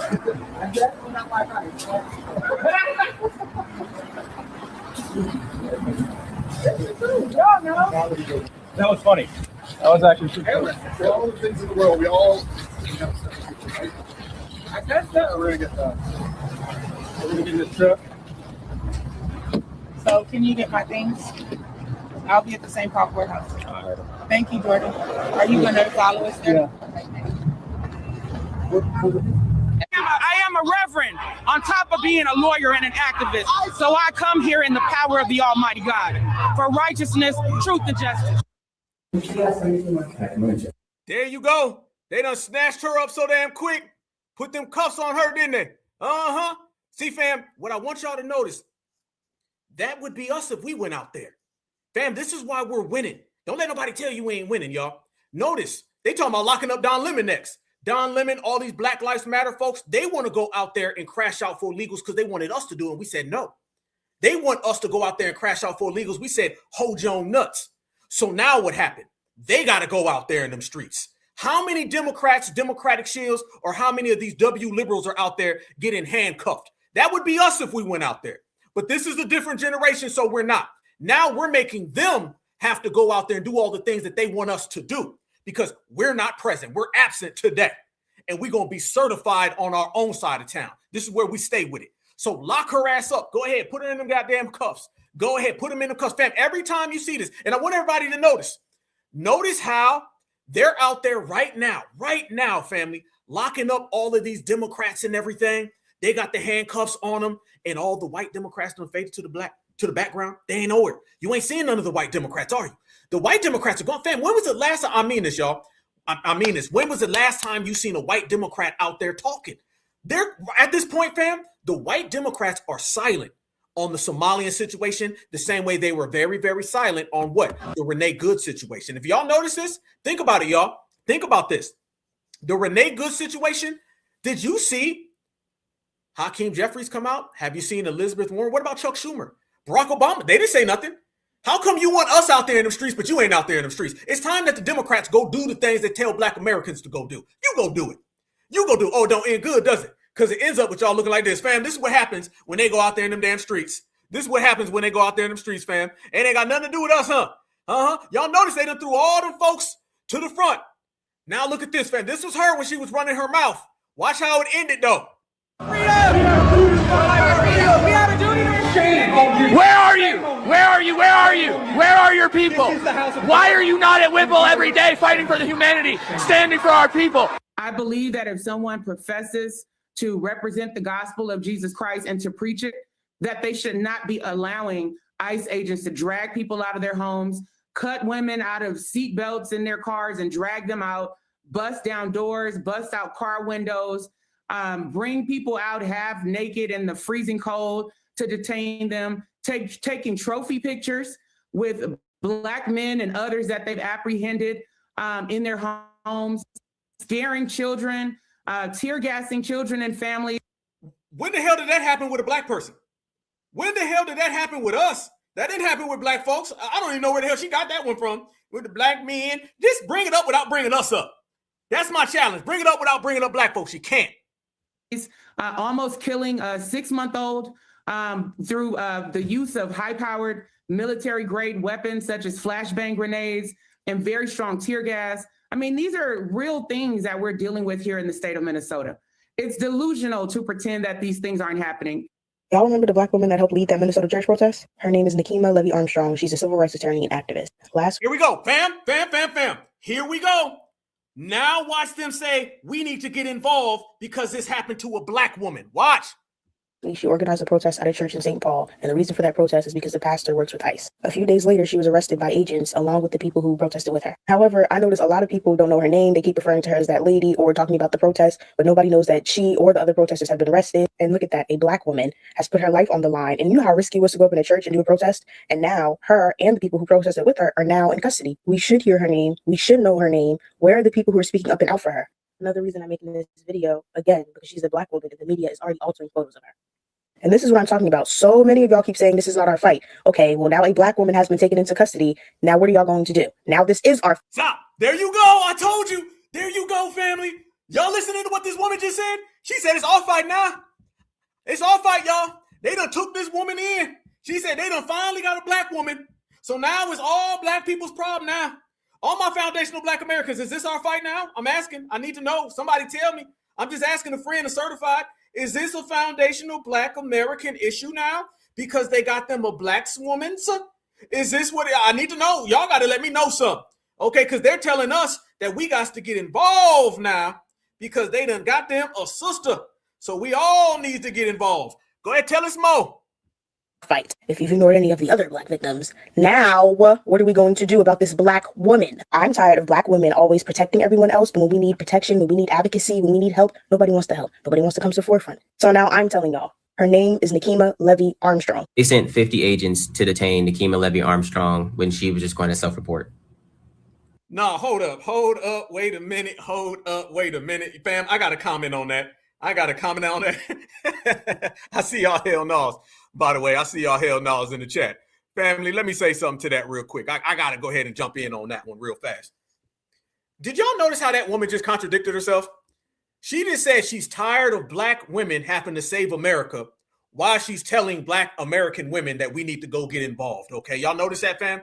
She's saying we need to go get involved as Black women, and we tired. Didn't we say all those 92%ers we resting was full of shit? Didn't we say that, family? Did we not say that? Let's be real. All of them people that was talking about they resting, they were really just having a tantrum because Kamala Harris lost the election. See, we were delineating, separating based on being on code, and these people never done nothing for us. That was our reason for delineation. All those 92%ers that was talking about resting and sitting it out, they were really just mad that they've been pushing this rainbow coalition and them rainbow folks voted for Donald Trump. That was nothing more than a Democratic tantrum. Don't let people run around here and act like they were delineating. Y'all remember Joy Reid was running around here and Joy Reid was talking about we resting. We going to focus on our own community. First off, your community is in the Congo, not here in America. Number one. Number two, miss me with all that. We going to sit it out. Because what did we all say, family? When it's time for the Democratic shills to get to shilling, their asses is going to get right back on that train. And that's exactly what that woman just did right there. She said, we need to go out in the streets because there's a Black woman. ICE is a Black problem. But Black folks, I'm tired of us always saving America. You don't even make any sense. We shut all that down. Because remember what I tell you, two people can do the same thing for two different reasons. And this is when the game gets tricky and you got to rely on your intuition. One person is going to say he's delineating because he's off code and these people don't give a damn about Black folks. That's the good side. Another person going to say he's resting because they're really just mad Kamala lost. It's both going to look like Black folks sitting out, but this one ain't really sitting out. This one's just faking. That's exactly what happened. And I want y'all to notice something else about this woman. Did y'all see that she's got the Black American heritage flag on her wall? Look at that right there. Is this woman a tether? Family, now that I'm thinking about it, fam, is this a tether, my brothers and sisters? Is this a tether? Fam, I don't want to go there. I know, we question a lot of people's lineage. I don't think this is a Black American woman, y'all. I'm sorry. Now that I'm thinking about it, brothers and sisters, I'm questioning if this is a Black American woman. Because she's out here really pushing democratic policies to have the Black American heritage flag on that wall. I'm very, very skeptical about this. This seems very, very odd. You out there with the Black American heritage flag, you're saying that we need to rest and save America, but go protest, and ICE is our problem now that they done got a Black woman. This looks very tetherish. See, tethers are trying to mix their signals up now because we're too certified, and they're trying to come up with a bunch of games. Let's let it go back. Another reason I'm making this video, again, because she's a Black woman and the media is already altering photos of her. And this is what I'm talking about. So many of y'all keep saying this is not our fight. Okay, well, now a Black woman has been taken into custody. Now what are y'all going to do? Now this is our fight. If you've ignored any of the other Black victims, now what are we going to do about this Black woman? Fam, she's overemphasizing Black woman. Ain't she laying it on a little too thick? The Black woman, because she's Black. And the Black woman is Black, so Black people got to go get involved. And look at my Black American heritage. Like somebody made a point. She looks like she might be Nigerian. This looks like a Nigerian family. I don't buy this woman at all. I think this is a full-fledged tether right here. Straight up and down. She's in disguise. A bad one, by the way. No. Fam, she said, what we gonna do? We gonna do exactly what the hell we've been doing. Now watch this guy. This guy takes it a step further and he says, we need to go fight because a Black woman's been arrested. Women. I'm tired of Black women always protecting everyone else, but when we need protection, when we need advocacy, when we need help, nobody wants to help. Nobody wants to come to the forefront. So now I'm telling y'all, Her name is Nikema Levy Armstrong. They sent 50 agents to detain Nikema Levy Armstrong when she was just going to self-report. And the White House wouldn't let her. This is all just a performative stunt. And if I'm genuinely being honest, your Jesus would have done worse. If your God was real, he most likely would have burned that church down with everybody in it, including the kids. What? There's denounce.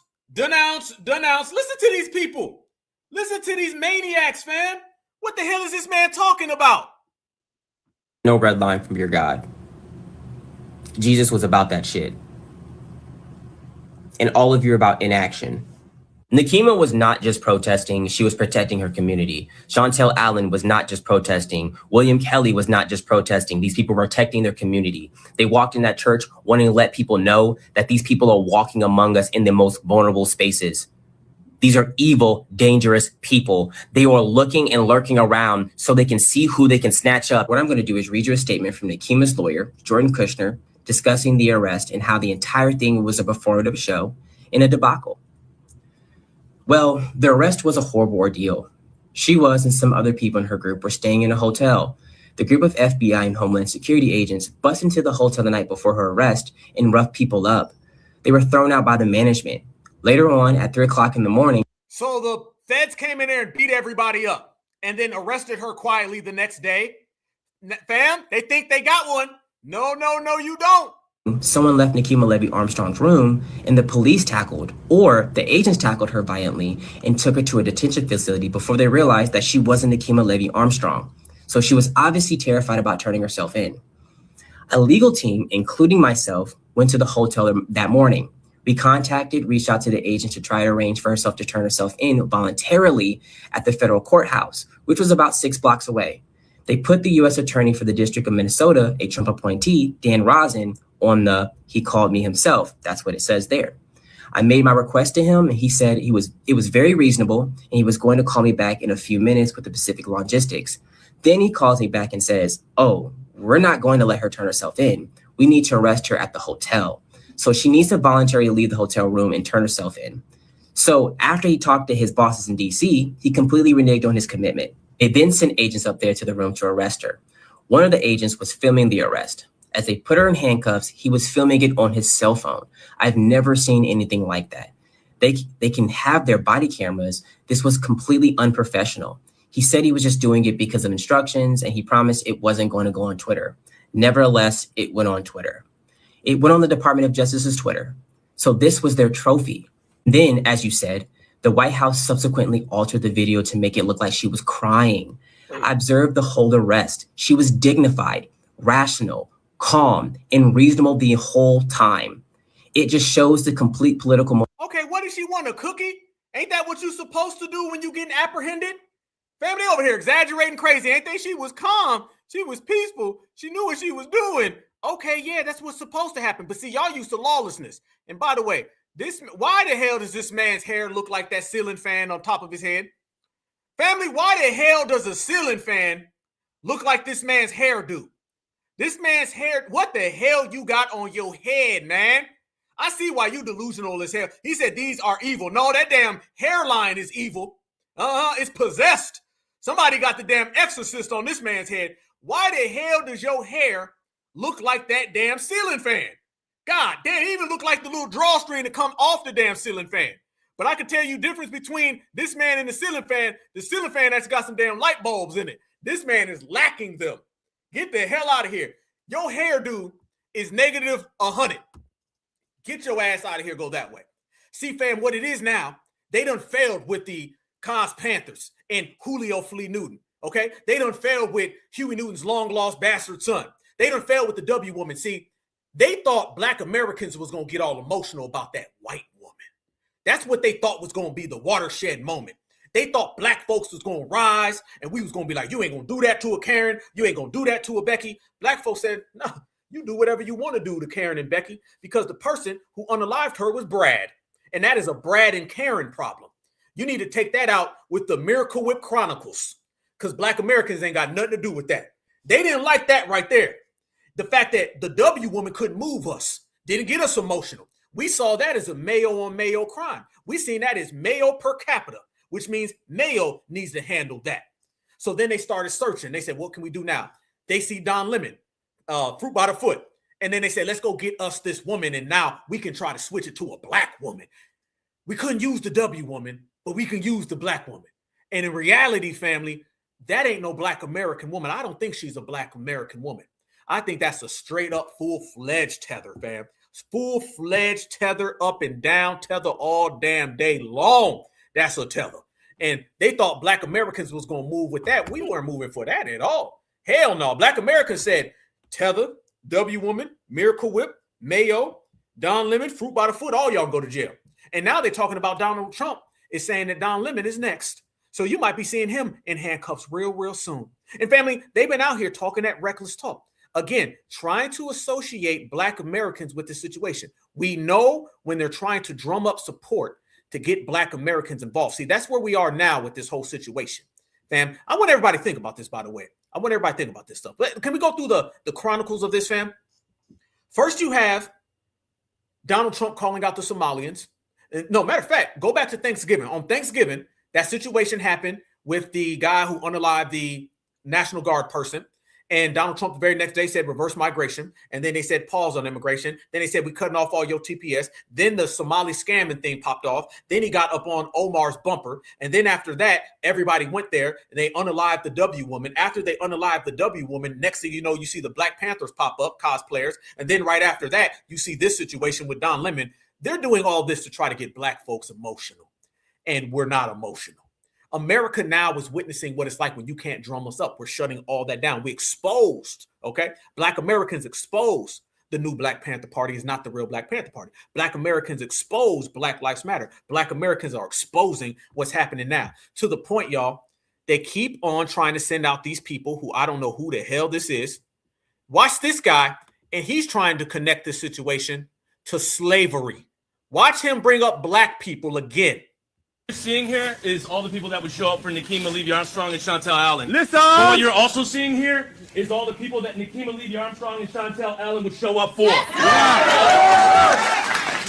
Because if I was arrested, if they take me in the morning, we all know if they take any of us in the morning, Nikema will show up the next hour. And we're here for Nikema and Chantel because they would show up for us the same. So we have a duty and a right to show up for them.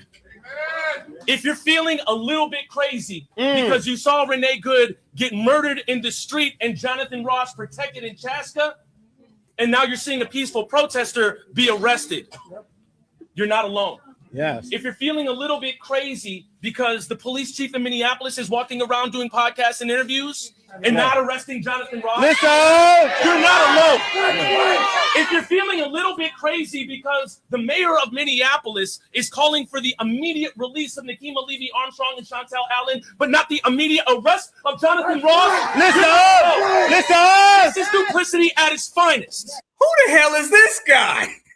Who the hell is this dude? This is who the hell is this MFer number 340? Who the hell are these people? This man out there talking like he's some type of activist. On the third day, the duplicity will free us from the liberation of the fascists. No, we don't know. Is this Paul Birdsong's brother? Is this his brother family? Who the hell is this guy? I don't know who the hell this dude is. He's acting like he's an activist. How many of these people are paid? Family, look at all them damn cameras. How many of these individuals is getting a bag? Are these some more crisis actors, y'all? Come on, brothers and sisters. Let's go to work. Somebody tell me, who the hell is this dude? I don't know him. I don't know the last dude. I don't know Huey Flea Newton. Don't know his bastard long-lost child. I don't know none of them. But they keep popping up. Somebody tell me, do you know this guy? Because I don't. This is protecting a certain comfort in Minnesota on the blood of black bodies and peaceful protesters and people going. What? Whoa. What you mean on the black bodies? Where? Who? Tell me who. Who are you talking about? Tell me the black person you're referring to. See, this is what it is, fam. They'll just say black with no type of connotation to it. It makes no sense. Who are you talking about? Off of black bodies? Who? This man said off the blood of black bodies. Where? In Minneapolis, Minnesota. Are you seeing this? Where are you seeing this, fam? Tell me. This is what I'm talking about. This go back to the woman in the beginning, talking about slavery and we built this country and I'm half African-American and half $2 Tonto. You see what I'm talking about? They can't get through this without bringing us up. They have to elicit foundational Black Americans. They have a whole damn party that is fueled off of us. The only Black bodies that have anything to do with this are them bringing up the Black bodies so we can go cake for illegals and go vote for the blue party. That's all it is, family. I don't know where the hell he got that one from, because that ain't reality. This is duplicity at its finest. This is protecting a certain comfort in Minnesota on the blood of Black bodies and peaceful protesters and people going about their day like Renee Good. Black bodies and peaceful protesters, blood of Black bodies and peaceful protesters and people going about their day like Renee Good. In the courtroom, those two DOJ prosecutors that they trialed out did not know what they were doing. Nothing. They Nothing. were stuttering. Yes. They were mumbling. They Yes. did not know what they were doing. That They had part. no clue what was going on. And they Nothing. tried continually to say that what Nikema and Chantel were a part of at City's Church was violence. And the duplicity is that that church is housing an ICE officer. Listen up. Stop. The church is housing an ICE officer. How? What the hell are you talking about? See, here's the thing, fam. They know damn well the only body is the W woman. See, that's what it is. See, the only body is the W woman. You want to start talking about the bodies involved with this situation? It's the W woman that the W man did the deed. It was no Black people involved. You see how they have to bring us up? Let me say this, fam. The Democrats have a whole political party that is rooted and based off of Black American pain and suffering. And they have to feed the machine. They have to feed the machine. Remember that, everybody. The Democrats' base are Black Americans. How do they fuel Black Americans to vote? They always bring up Black Americans' pain and suffering. They have a whole party based on this, so this is why they're always bringing it up. They need Black Americans to get harmed so damn much that they'll just make it up. That man just made it up. That man just brought up some invisible Black bodies out in the streets when the only body out in the streets was a W woman. That a W man did the deed. So this shows you where they're at, fam. This is all about us. This is all about foundational Black Americans and us shutting everything down. Certified salute to the team. Certified salute to the family. Certified salute to the heritage. Because what we've done, we done stepped back. So now they got to get arrested. You see now, family, the Democrats are out there getting arrested because we're not out there getting arrested for them. We done stepped back and now Renee Good got unalived. Because we don't step back, so now they're unaliving each other. Because we're not present to be their fall people, and we're not present to be their scapegoats. This is the power of delineation. This is why they're afraid of delineation. This is why delineation is so strong. They got to come up with the fake Cos Panthers, Hugo Flea Newton. They got to have bastard kids popping up out of nowhere, fake activists. All of this is because Black Americans are not present in all of those anti-ICE protests. And without Black Americans, they asses don't eat, they starve. So they starving right now. And foundational Black Americans is going straight to the bank, money. So that's where we at with it, family. And you can see it all the way through and through. The next step in what you're seeing with these people being so afraid, fam, I'm telling you right now, they are so afraid, so upset. They want us there, and you don't have to look far. That's why I'm always telling brothers and sisters, you don't have to look far. You don't have to look far, brothers and sisters. Look what's happening right now in Minnesota, and look who are the targets. All you got to do is look who the victims are. The victims aren't us because we're not there. That is a win for us. That is a victory. Don't let nobody tell you different. Don't let nobody tell you different, fam. That's a victory and a win for us. If you look at everybody who's being affected by the ICE protests, it ain't Black Americans. The illegals are getting arrested. The W's are crashing out, unaliving each other, and the Democrats are getting their asses snatched up in the process. That would have been Black American, Black American, Black American 10 years ago. But Black Americans, and Black Americans is sitting this one out today. And that's the best thing that we've ever done. And family, when I tell y'all that these individuals be watching, they be plotting, they be looking, and they be wondering what's going on, family, let me show y'all this real quick. Certified salute to all of us. I need everybody right now in the chat, please do me a favor, okay? Can y'all throw out some hellos, okay? I want y'all to say hello because y'all know they watching right now. Y'all know they watching, right? And when I say they, I'm talking about everybody who's a jealous, envious ass hater who cannot stand the fact that we have got on code as a certified lineage and we're moving with the right prowess to change the world. So when I tell y'all people are out here watching us, everybody that we talk about on this broadcast watches us, family, because we are the ones, the one of ones. Family, do y'all know? Somebody say, hi, haters. Ha ha, I like that. There they go. Y'all say hello to Rico Dukes Cortez, a.k.a. Huey P. Newton's illegitimate son, because he follows Black Alpha. Didn't even know it. Didn't even know who he was. But this man's been following Black Alpha for quite some time. There's a very, very high probability that he's watching right now. Y'all don't know how many times somebody will say something and somebody will come to me, and that somebody who comes to me says, man, I was really tuned in. I knew you was, because we the talk of the town and everybody watching us. Everybody got their eyes on us. That's why we say it's all eyes on FBA. We didn't say it's some eyes on FBA. We didn't say a few people. They out there watching. So family, from this guy all the way to Megyn Kelly, these individuals is watching us all damn day long. And this is where the jealousy and envy comes down. But I want you to remember, like I'm always telling you, they wouldn't be watching if we weren't out here winning. This is a product of foundational Black Americans being in the winner's circle. But that's where we reside at, right? Trust me, fam, when we have these lives, y'all don't know who be coming through these lives, fam, watching us. Y'all don't know who, fam. And they always got smoke for foundational Black Americans. But foundational Black Americans don't care. It's got to be a terrible thing, fam, to always worry about somebody who ain't worried about you. Always talking about somebody who don't know who you are. But they're always watching and scoping. But where I'm from, fam, winners get watched and losers are unheard of. And nobody knows them. Check this out, fam. When I tell y'all that these individuals are super salty at what foundational Black Americans got going on, lineage, heritage, and culture, okay? These people be low-key spying on us. Check this out. This is what I mean when I tell everybody that we as foundational Black Americans got the game in a headlock. Oh, man, I mean a powerful one too, fam. They got people out there who are openly complaining about FBA because FBA is not out there saving them. They got people out there saying, well, how come foundational Black Americans get to split off from everybody else? That's what they're doing. Now they're complaining, fam. They out there saying, well, Black Americans, how can they be on their own? I thought they were supposed to come and save us. Yep. Y'all look at Julio Ramirez Gonzalez Benavidez. We got another Benavidez in the house, everybody. Okay. Notice this is what happens when you winning and why everybody gets mad because they can't win like you. If you could, you would, but you can't, so you ain't. You won't, so you don't. Look at this, fam. Julio right here is extremely mad. He says, FBA? Why? Watch this. Getting tired of hearing about foundational Black Americans. It's apparently they're broken apart from their roots, and they're their own group at this point.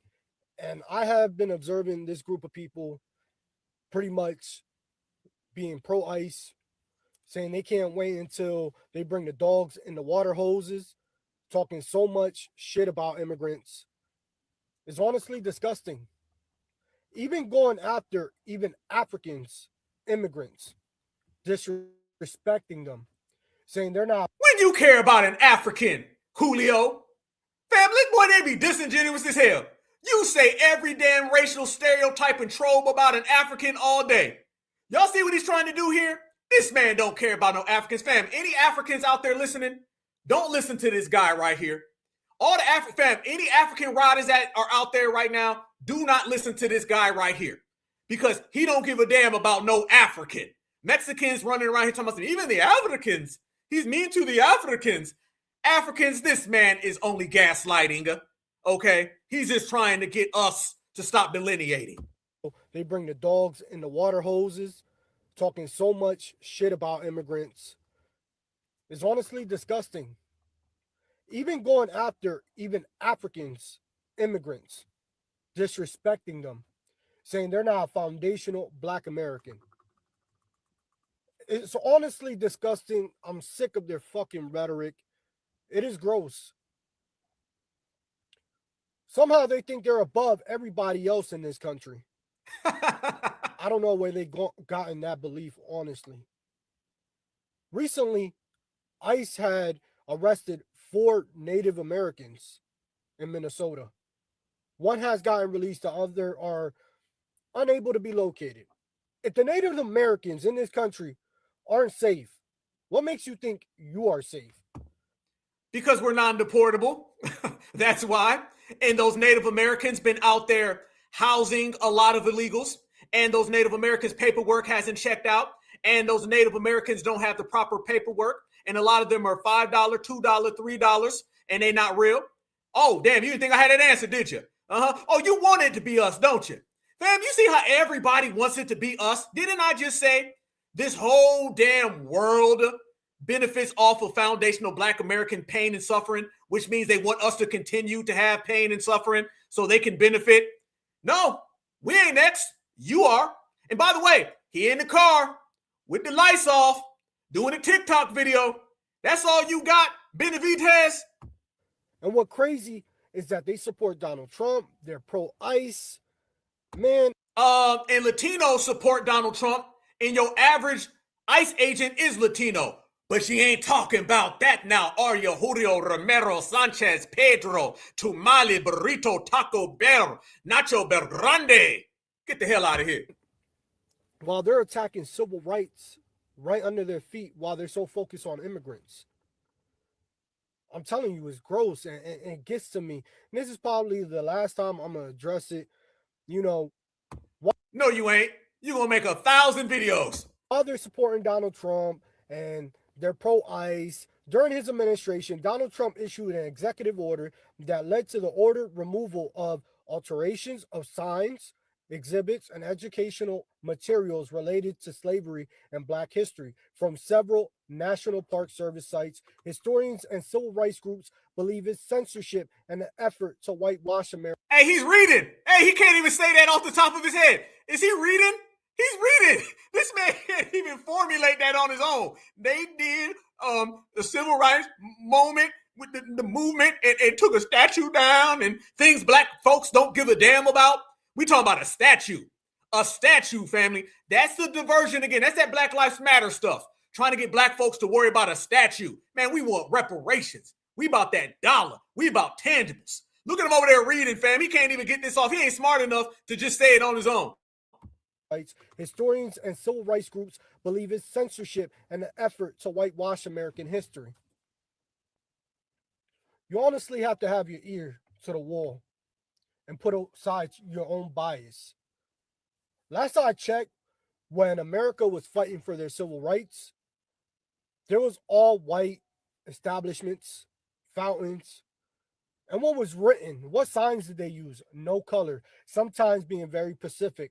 No color, no Mexicans, no Puerto Ricans. During the civil rights of 1964, every group was fighting for their civil rights. Unless you were white, you were good. You were a go. Man, if you don't get the hell up out of here, Romero. Man, fam, how many times y'all ever seen a sign that said no Puerto Ricans? How many? And by the way, you don't give a damn about Puerto Ricans. Because if I called you a Puerto Rican, you would cop an attitude. And first off, you're reading, you're making up lies, you're over here caping for Africans and Puerto Ricans that your community is notoriously anti. And then on top of all of that, it is specific, not Pacific. This man done brought up an ocean. He's like, and to be Pacific, it's specific. But you wouldn't know that though, would you now? Every other group was discriminated against. So I don't understand where this bias comes from. To constantly attack immigrants, have their name in their mouth, not knowing the history, and not even people in my culture, Puerto Rico. You know what I mean? Oh, so this is a Puerto Rican. Hell, I thought it was Mexican. Puerto Rican, Costa Rican, close enough. So wait a minute. A Puerto Rican is sticking up for immigrant, fam? You can't make this up. So how we migrated, what led to the migration to New York City and different states in this country. They don't understand. There's a guy on this TikTok that on TikTok goes by Dr. No Job specifically. Every time I hop in his live, he calls me a racist Latino, man. Anybody could advocate for me. I advocate for African Americans, Mexicans, Puerto Ricans, everybody, even white Americans. And by the way, fam, I think this guy's a Mexican. I'm going to be honest with y'all, fam. That's the thing a lot of people don't talk about. There's a lot of Mexicans that pretend to be Puerto Ricans. I think this man is a Mexican. I'm going to be honest with y'all. I don't believe this. I think this man is so wait a minute. A Puerto Rican is going to bat for illegal Mexicans when that literally doesn't apply to Puerto Rico. I think this guy's a Mexican. Straight, fam, let's be real. Let's go there, fam. This man ain't no damn Puerto Rican. This guy's a full, fam, this is a full Mexican pretending to be Puerto Rican so he can make it look like what he's saying don't apply to him. So he could be like, I got citizenship. Nope. I'm a territory of American. I ain't seen too many Puerto Ricans going to bat for Mexicans. This dude is a Mexican, fam. Yo, you know you from Texas. You from Alamogordo. Stop playing. This man straight up from Alamogordo. Stop playing. You a mariachi. You out there playing the damn band. You was in that movie Dusk Till Dawn. You was the people that they went into that bar with all the damn vampires in there. That's who you are. You went into that damn bar in Dusk Till Dawn, homeboy. You in the middle of damn Ecuador. You ain't no Puerto Rican, partner. So not only do they speak misinformation, disinformation, because they're not being genuine, it's all lies and BS. Some people are in a part of the United States that aren't around Hispanic, Latinos, Somalians, and so on. So with that being said, they only have negative, experience maybe, or dare say, you know what I'm saying? They haven't experienced other cultures. The fact that they attack their own peoples, bro, Africans. What? Fam, wait a minute. We got a Mexican pretending to be a Puerto Rican, pretending to care about Africans, pretending to be upset at Black Americans, while at the same time, you got a Haitian tether lady who's running up in churches with fruit by the foot Don Lemon, while you got Huey P. Newton's bastard son with no hair and no hairline, and he's sticking up for Hugo Flea Newton. You can't make this up, America. And FBA, we just keeping count because ain't none of this got anything to do with us. Delineation wins again. Nigerians, so on. It blows my mind. Because back in the day, our civil rights leaders were mentioning the Africans, the Nigerians, and so on. That's how you know that they were victims to colonization internally in America. They no longer care about their roots and how it started. They put themselves in a whole different box, a foundational Black American. You damn right. You damn right, family. You know what? You said something I agree with. We did put ourselves in a whole different box. That's called delineation. I'm glad you realize it. Yeah, it is a whole different box. It's a box of we actually have citizenship. It's a box of we're non-deportable. It's a box of we ain't going nowhere. It's a box of we built this thing. It's a box of you ain't got the same story. You are Mexican. Somebody said in the chat, that's a Tex-Mex. You know damn well you from Texas. You ain't no damn Puerto Rican. You see what we got, fam? We got Mexicans pretending to be Puerto Ricans. Like we can't tell the difference. Pretending to care about Nigeria. Fam, these folks is everywhere but where reality is. And that's why they're going to be everywhere but America because they ain't built this thing. They're going to be getting deported. That's what's happening right there. So they trying to pull us into all of these different things, making up all that stuff, reading off little scripts and everything. However, why you care so much? Why do you care? That's the thing I say, family. Why do you care about our business? This thing where now everyone cares about Black American business. I remember a time when nobody gave a damn what Black folks were doing. You know, it's called our whole existence. No one ever cared about what Black folks were doing until delineation. Notice as soon as delineation pops up, everybody's got an opinion, and their opinion is always one to try to get us to stop delineating. You got people calling in from the other side of Earth. They talking about that Tariq, is this Tariq? Is this Tariq? Like, yeah. Why are you delineating? What? You know, delineating from the Africano-Puerto Rican Mexicans? Why the hell do you care? Your ass on some damn mountain with a foot in the air and antenna trying to catch a signal so you can call into a space in a country that you will never, ever even be in. Do y'all know half these people worried about delineation won't ever even come to America? They won't even make it to America. Why does everybody care about delineation? I'm going to tell you why. Delineation cuts off their meal ticket. No more FBA EBT cards for you. No more. You got to get it on your own. See, hold your own nuts means feed yourself. Let me say that one more damn time. Hold your own nuts means feed yourself. Means you can't eat off the plate that we provided, the same way that you eat off the country that we built. Now you got to build on your own, but you can't do that because if you could do that, you wouldn't be here. Now you got to feed yourself, but you can't feed yourself because if you could feed yourself, you would already be eating. This is why everybody's so worried about what we got going on, is because, quite frankly, family, they're scared. They're scared. Let me tell you something. The lineage that has always fed everybody is the lineage that all those people that we were feeding is so petrified right now. I literally, genuinely, sincerely mean this. We have cut off all of these people's meal tickets. People are starving because of delineation. Trust me. And a lot of them are starving in their homeland. Think about this, fam. You starve in your homeland, and now you're starving over here because delineation.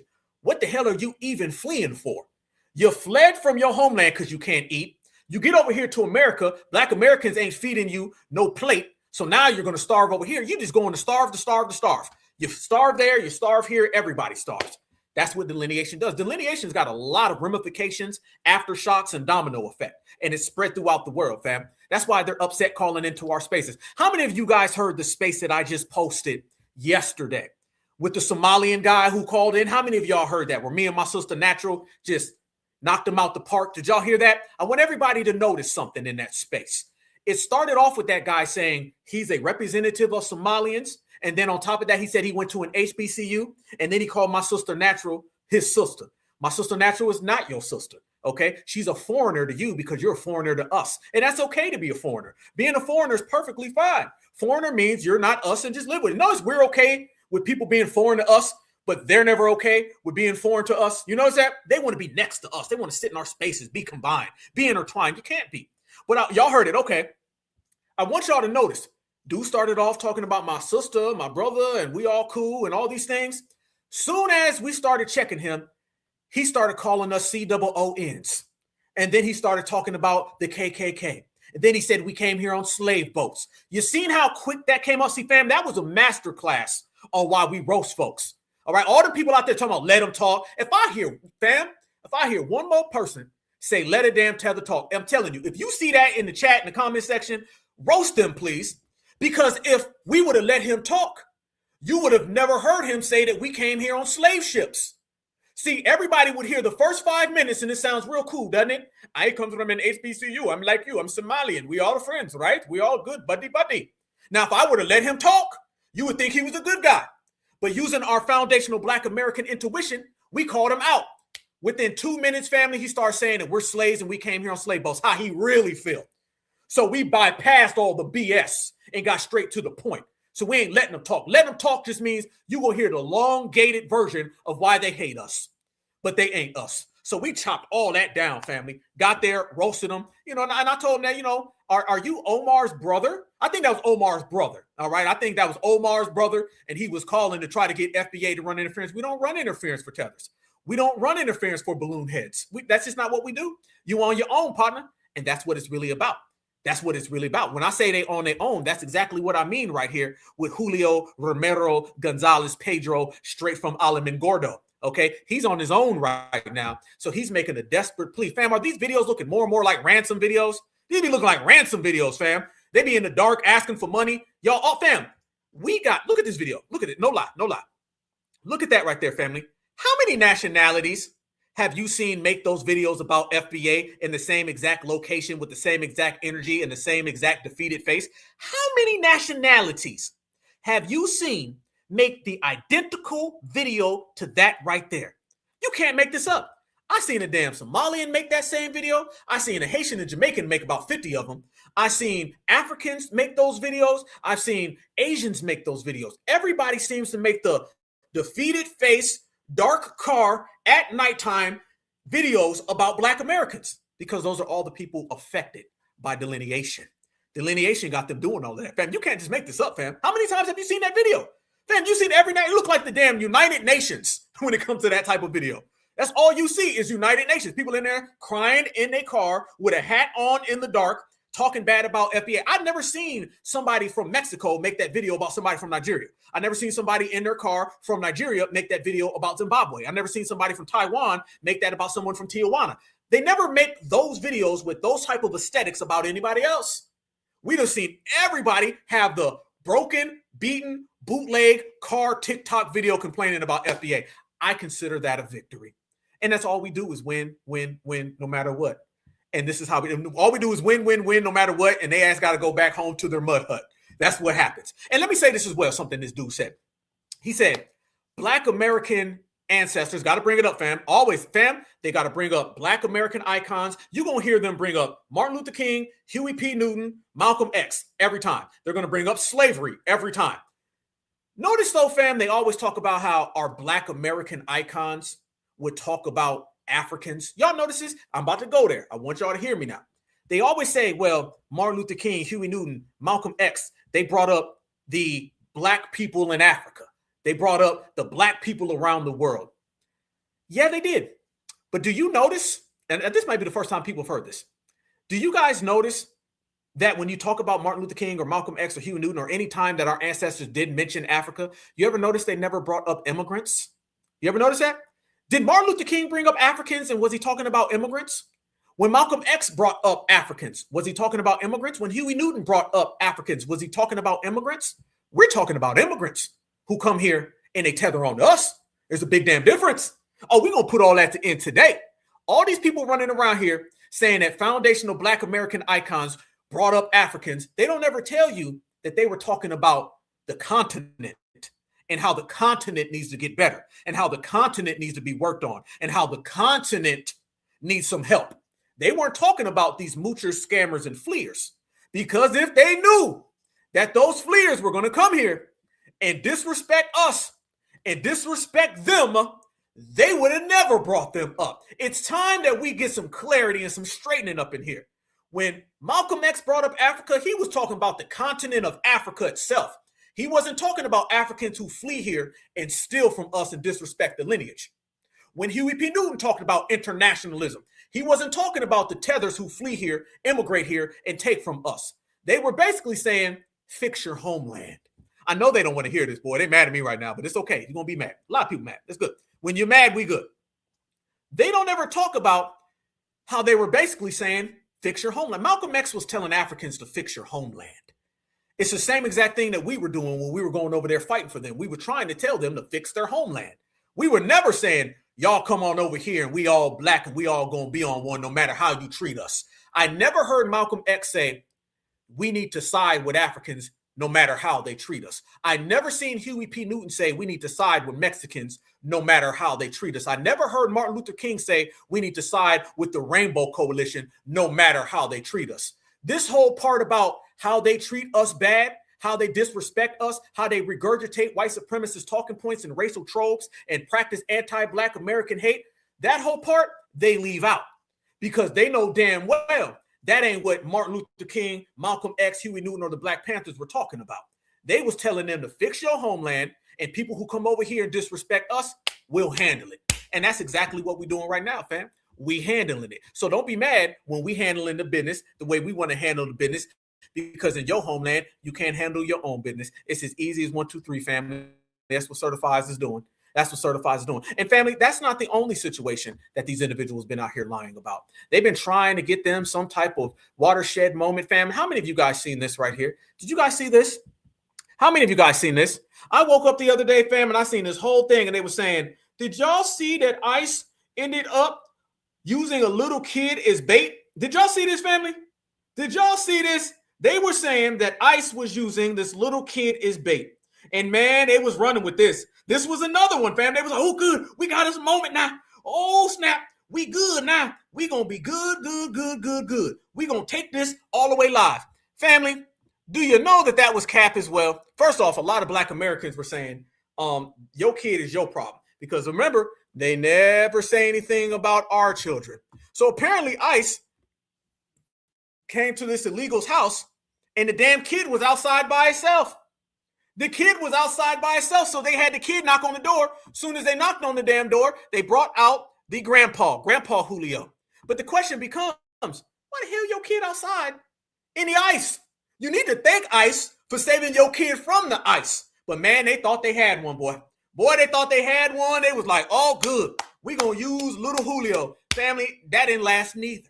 So, fam, where are we at? How many people have they used? How many people have they used to try to create a poster child for why we all need to get involved? Has any of this worked, fam? They're using little kids. They're using washed up rappers. They're using people we don't know who the hell they are.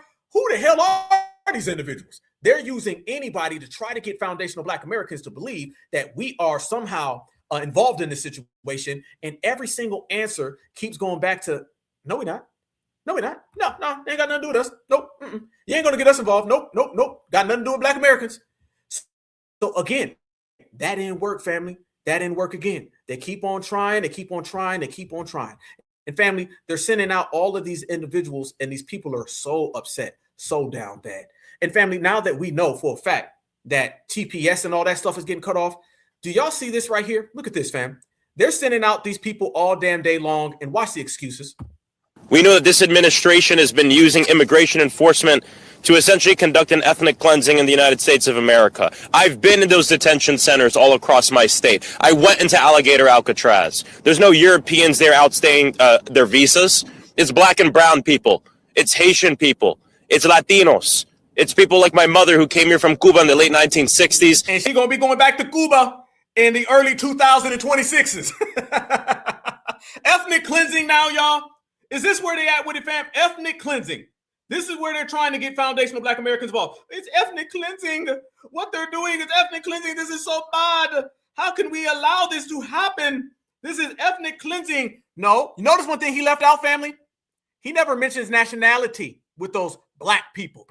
We know that this administration has been using immigration enforcement to essentially conduct an ethnic cleansing in the United States of America. I've been in those detention centers all across my state. I went into Alligator Alcatraz. There's no Europeans there outstaying their visas. It's Black and brown people. It's Haitian people. It's No, you had it right. Haitian. No. Don't bring race up, fam. Remember, what's race got to do with this? This is not a racial issue, fam. No, this is a nationality issue. No, you had it right. You said that they came here and they were Haitians and Cubans, and those individuals are not legal to the United States of America. So say it how it is. Don't try to tie Black in there, fam. We don't believe anything they say whenever they bring up race. Remember, we are right now destroying these individuals because they can no longer use race as some type of ploy. We're not allowing them to do so.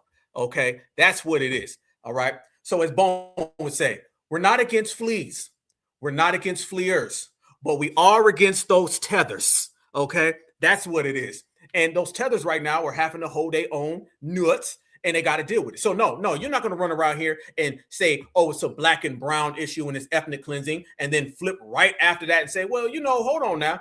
Let me say this. I don't want to leave this part out. It is some of the Haitians. Yeah, no, that's what it's always been. That's what it's always been. It's a nationality thing. See, fam, what we've been doing, y'all, is that we've been destroying these individuals with us being lineage based. Lineage right now is something they weren't ready for. You can control the racial conversation. You can start saying all lives matter. We're all racist. It's all one big ploy. But when you start saying lineage now that starts to put people in those boxes. So for the Mexican who was pretending to be the Puerto Rican, Mr. Tex-Mex, how you kept trying to say blacks and blacks and blacks, I say, what does race got to do with this?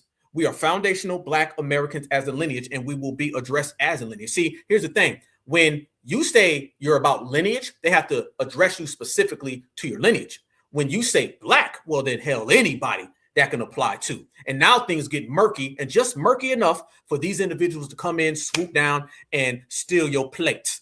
And now they can't steal our plate because we delineate. You see what I'm talking about? When you delineate and you regulate, they can't get a plate. That's how the game go. And family, you know it's tether talk when they start sending out this guy, okay?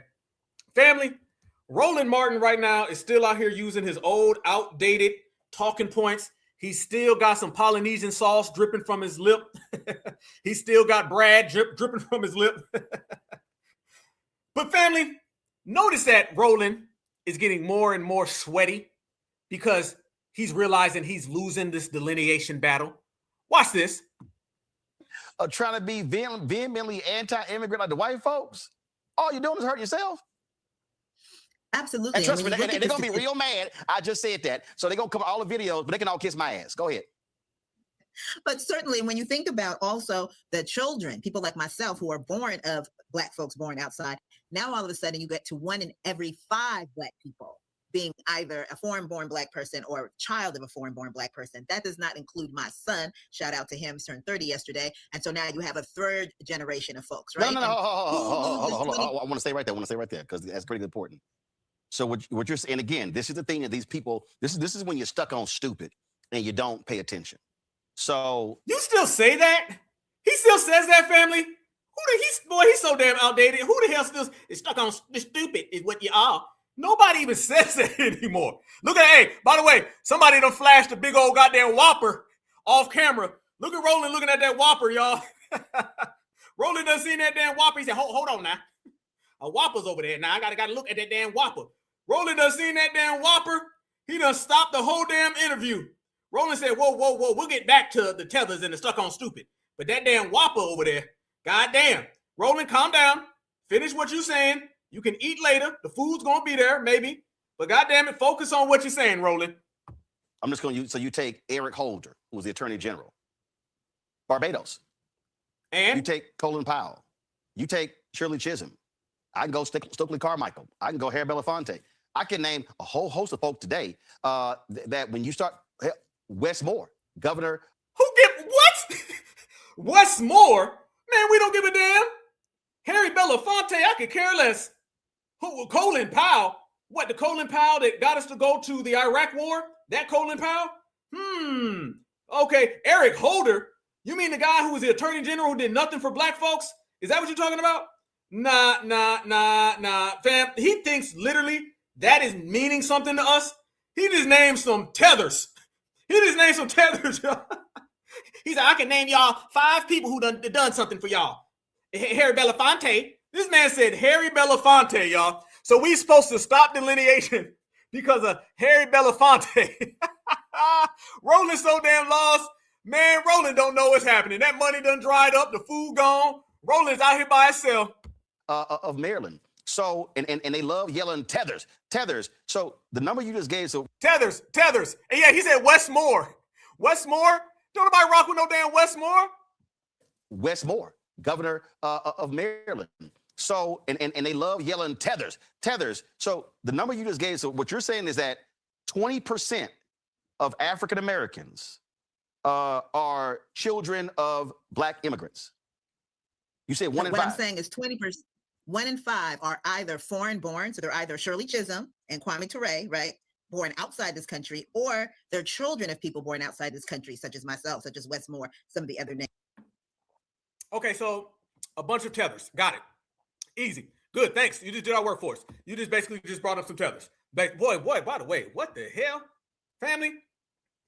Y'all want to take this one? Okay, hold on, wait a minute. May I just chill out for a minute? Let me just go ahead, family. Y'all see what I just posted on the screen?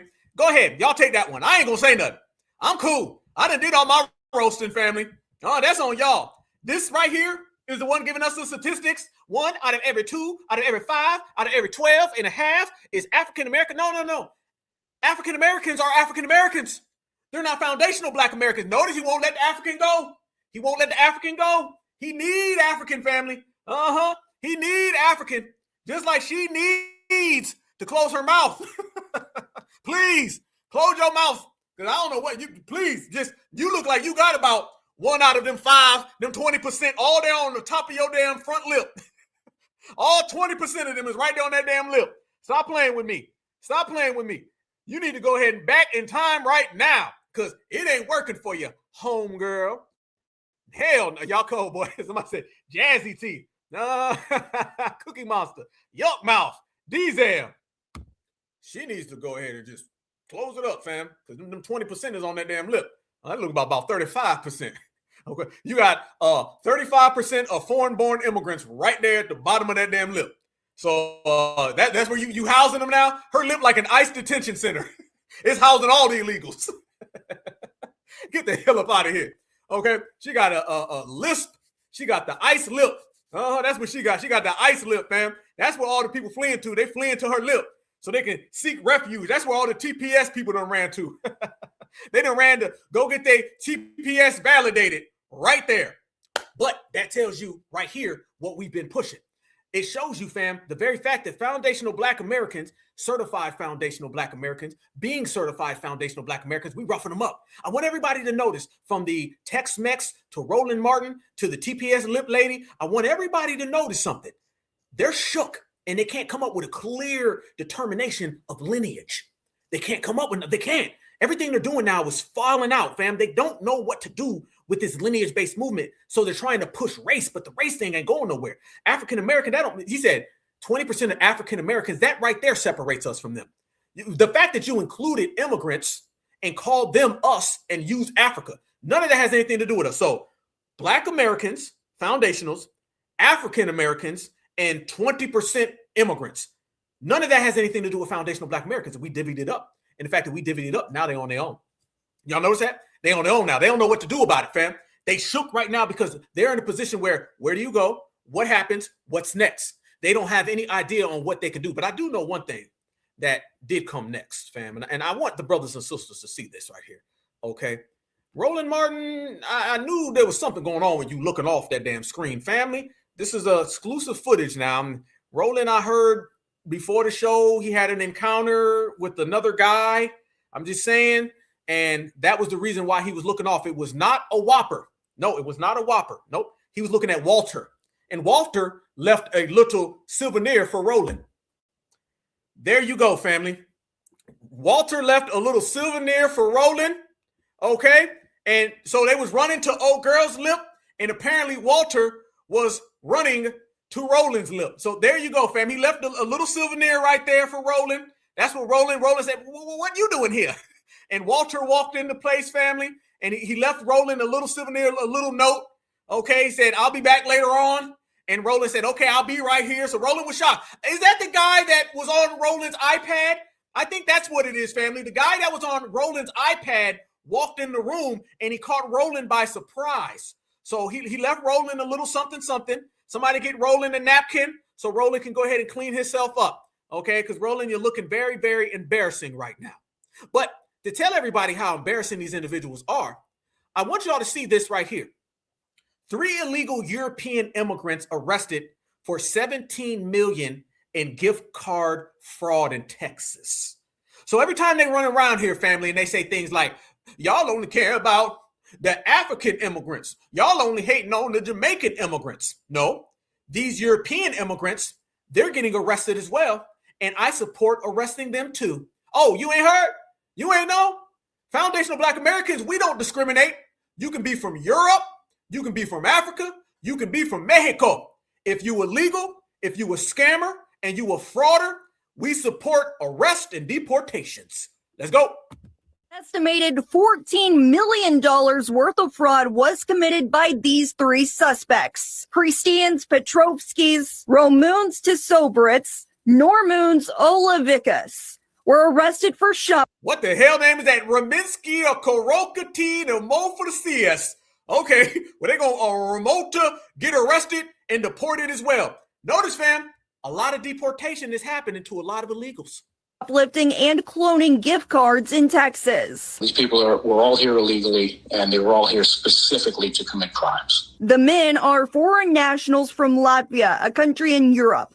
The group told investigators that they typically steal gift cards from 10 stores a day, 7 days a week, and have been actively doing so since May.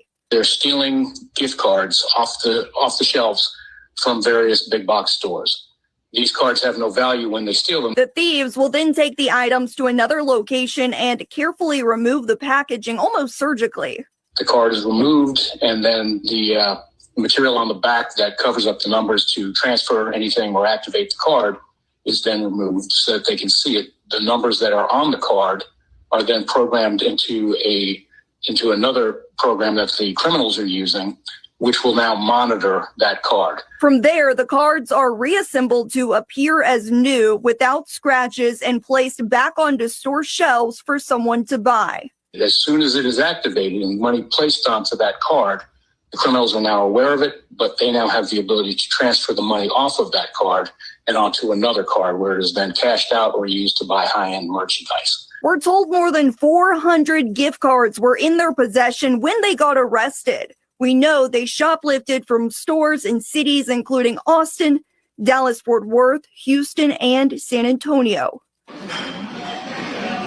For anyone who might have one placed under the tree, the only way once you purchase it is to actually check to see what the balance is on that card. But unfortunately, most people are going to give it as a gift and they don't want to scratch it off to see what's on there. Beyond that, there really isn't that much you can do other than to be vigilant. Colby recommends always inspecting the packaging and checking for signs of tampering before buying a gift card. Estimated 14. Damn.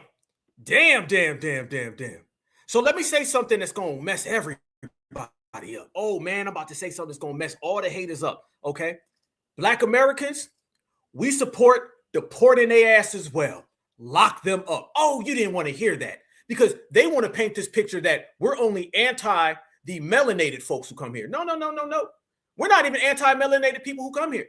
We're anti people who are melanated who come here illegally. I know they always miss the point about the illegal part. All right. They want to skip over that to fit their own narrative. Damn your narrative. You can go home. You can send Oruski, Maruski, Karuna. You can send their ass home as well. The lady couldn't even get the name right. Okay. Illegal is illegal. It's funny, fam. Let me say this, y'all. Let me say this right now. They don't like the fact that we see illegals as all illegal. They don't like the fact that foundational Black Americans, we call out illegals as a whole. They want to make it look like we're divvying things up and we're putting it on. Only thing we did, we separated and put ourselves over here as a lineage, heritage, and culture. We enforced that. But all the illegals, fam, we don't give a damn. You could be from the Ukraine. You could be from Jamaica. You come here, fraud, and then you steal things illegally, then you need to go home. I'm only abiding by the law. What do you want me to be? Lawless? Like Megan, what's the one person's name? What's the one person? Way back in the day. The W woman that was cursing out all the Somalian people at the park. Y'all remember that, fam? They ended up giving that woman a big old GoFundMe. Remember that family? The W, I forget her name. The meth head lady at the park who was cussing out that little Somalian kid. Y'all want Black Americans to go out there and start saying all those reckless things to people? Y'all want that, fam?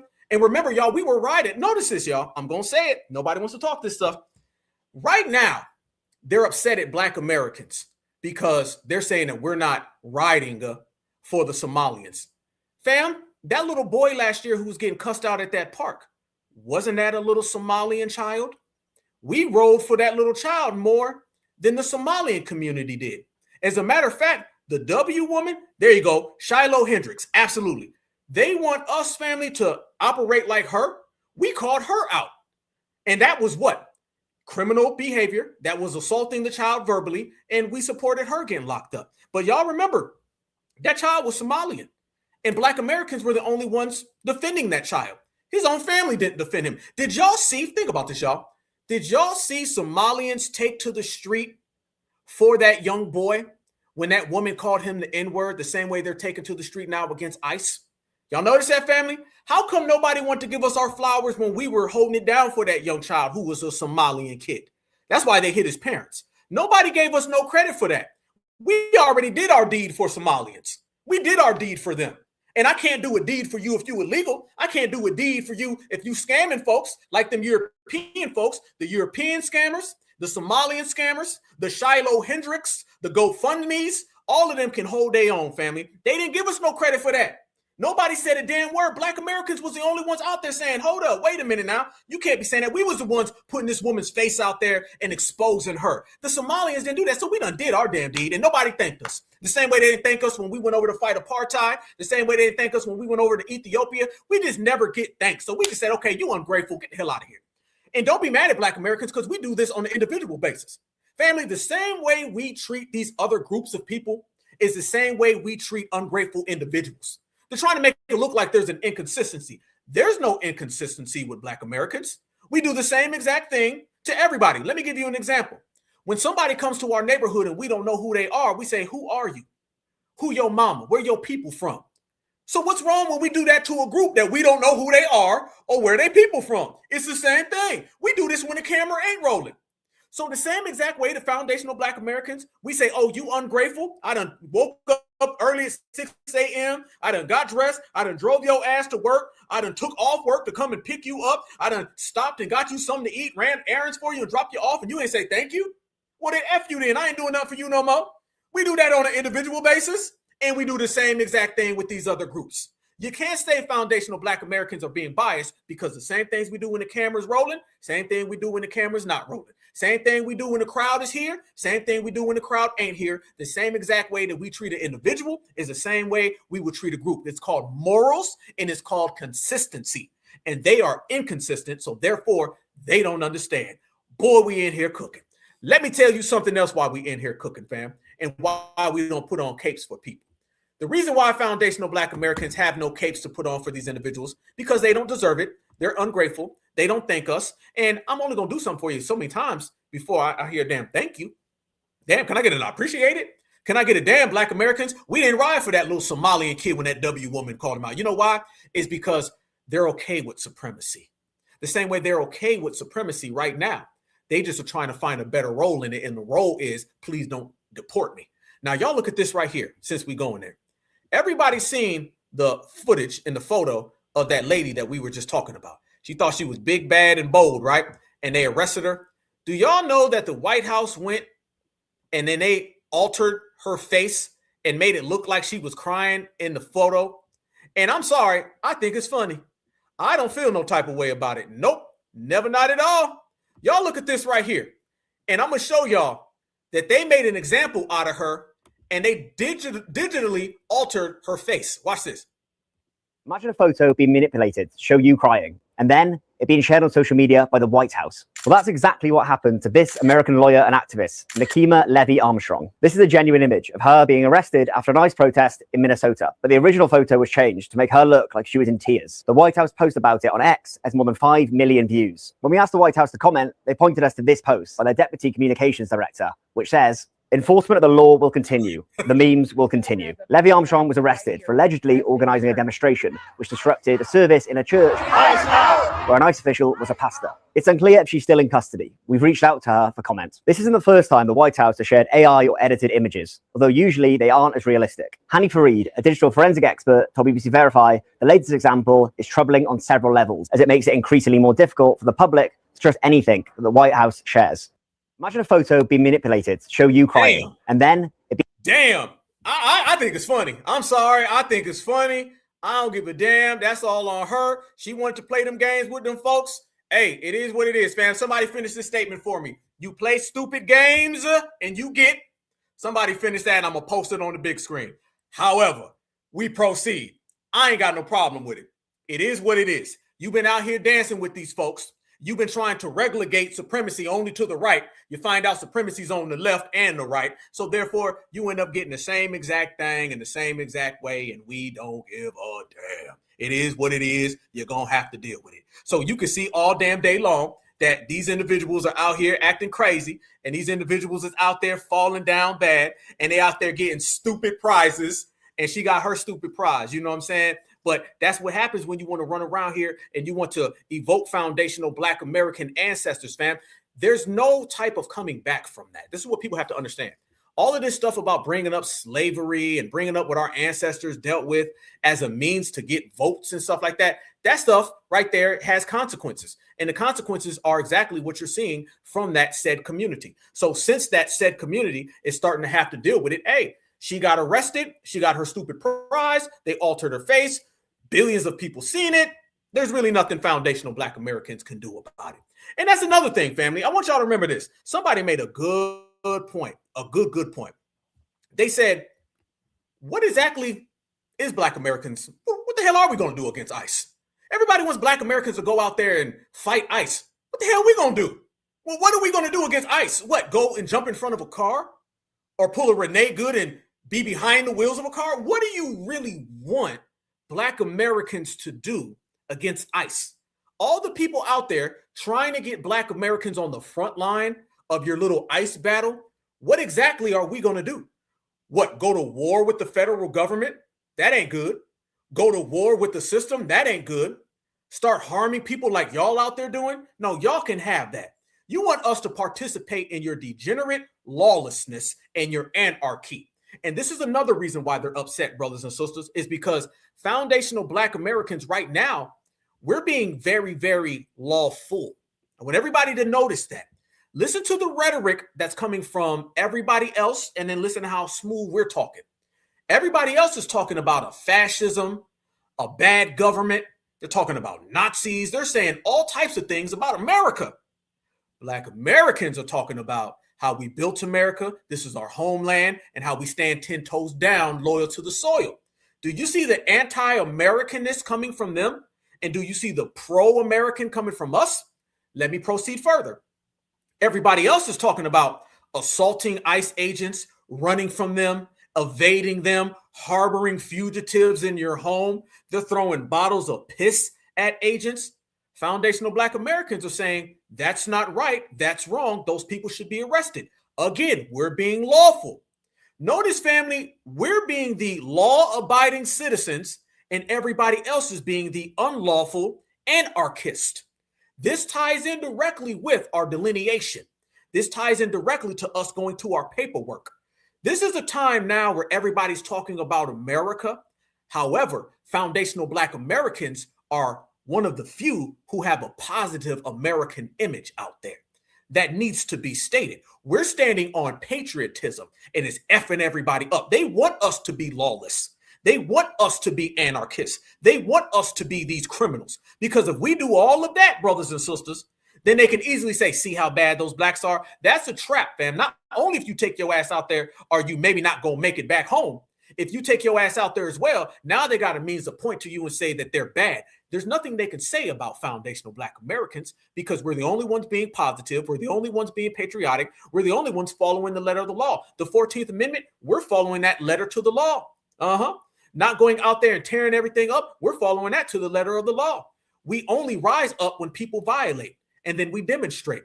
But we're not out there doing what they're doing. So do you see why we out here winning, y'all? Damn right you see. And how do you know these individuals are so bad? Oh my God, y'all. When I said that these people are really trying to conjure up some type of fake movement with this Nakia or whatever the hell her name is, y'all, do you know they got a damn GoFundMe for this woman?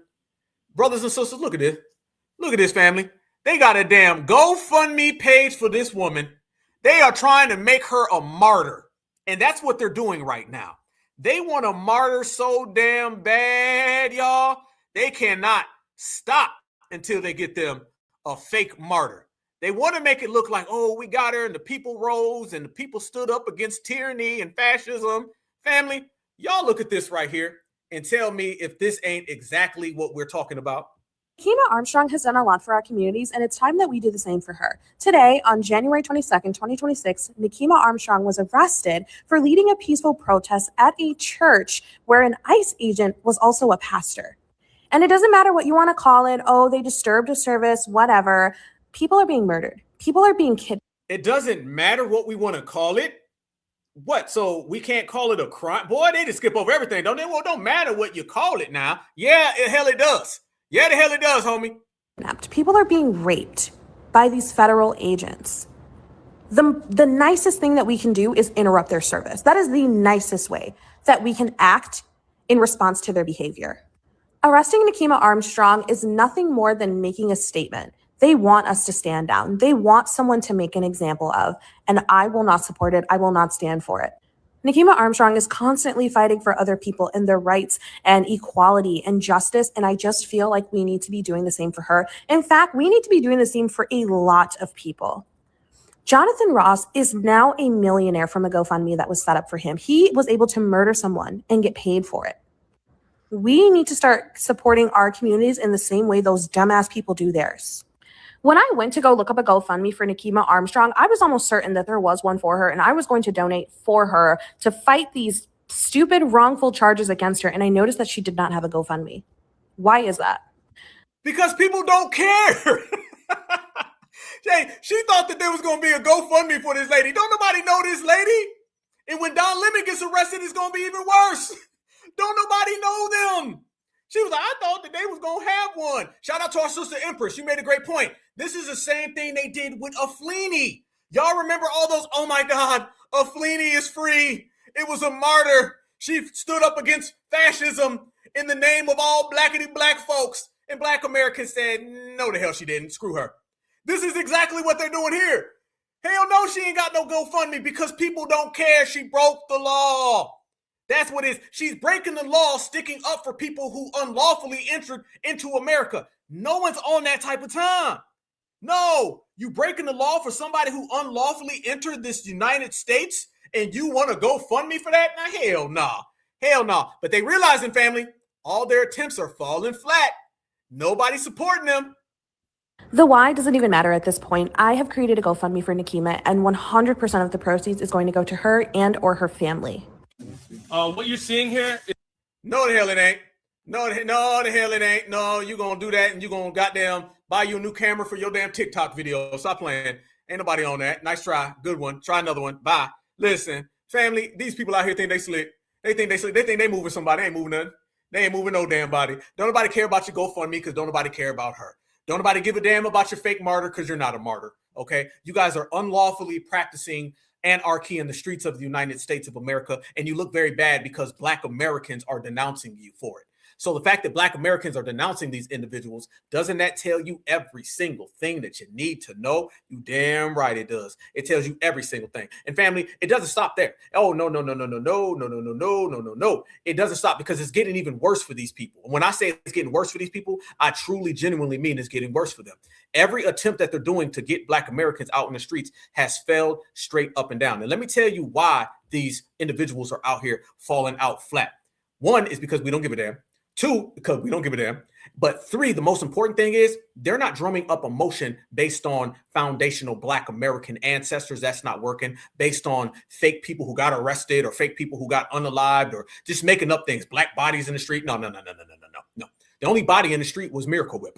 Okay. And that had nothing to do with foundational Black Americans. They're trying to make these Mayo problems Black problems. They're trying to make these Somalian problems Black problems. They're trying to make these illegal problems Black problems. And we are rejecting them wholeheartedly every single time they pop up. And family, they never thought that the Black Panthers were going to call out the Cos Panthers. And that's what ended up happening. So when you seen Huey Flea pop up, which was their main guy, the main one that they was trying to push on the foundational Black Americans, they thought that Huey Flea was going to have something going for themselves, fam. But they found out very quick because all the people from the Black Panther Party, they were popping up and they were saying, we don't know this guy. And a lot of the Black Panther people are saying that they wholeheartedly are saying what we're saying. It is not our fight. How many of you guys seen this right here? That's not our fight. This is what a chapter of the Black Panther Party has been saying, which echoes exactly what we've been saying. Our stance is, for illegals. We're not going to step in front of that. That's not our fight. That has nothing to do with us. We're not going to step into that fight and going through the community defending somebody that we didn't even want to be here. Family, first off, we built this thing, homeboy. But let me tell y'all something. You're not supposed to be talking about it's not our fight. They want it to be our fight. So this cancels out every single thing that they were talking about. Our stance is, for illegals. We're not going to step in front of that. That's not our fight. That has nothing to do with us. We're not going to step into that fight and going. We're not going to step into that fight. I want everybody to notice that this contradicts completely what the Democrats have been trying to get us to believe. They want this to be our fight. They want us to be involved. They want us to care. They want us to jump in front of these people. And quite frankly, I don't know how better you can just put it. It ain't our fight. And when we say it ain't our fight, everybody go home. So the very fact, family, that these individuals is out here now getting arrested, getting snatched up, getting locked up, that lets you know, again, for the meantime, what are you going to do when you can't get foundational Black Americans involved in whatever pettiness that you got going on? This is why we've been shutting these individuals down. And these individuals falling out fast is the main reason why you're seeing people get locked up, get snatched up, get rolled up. Anything, family, that's bad is happening to them. And they did not expect that. But I'm going to tell you now, fam, that's only happening because of us. I want everybody to know this, y'all. That is only happening because of us. If we weren't out here delineating, nobody would be saying it ain't our fight. We've made that a popular term. And that all goes back to us being certified. Certifieds get the job done. And this is why you've seen that end up happening the way it just played out. That ain't our fight. Think about all the terms, fam. It ain't our fight. Stand down. We sitting on the couch. All of those terms represent FBA not giving a damn.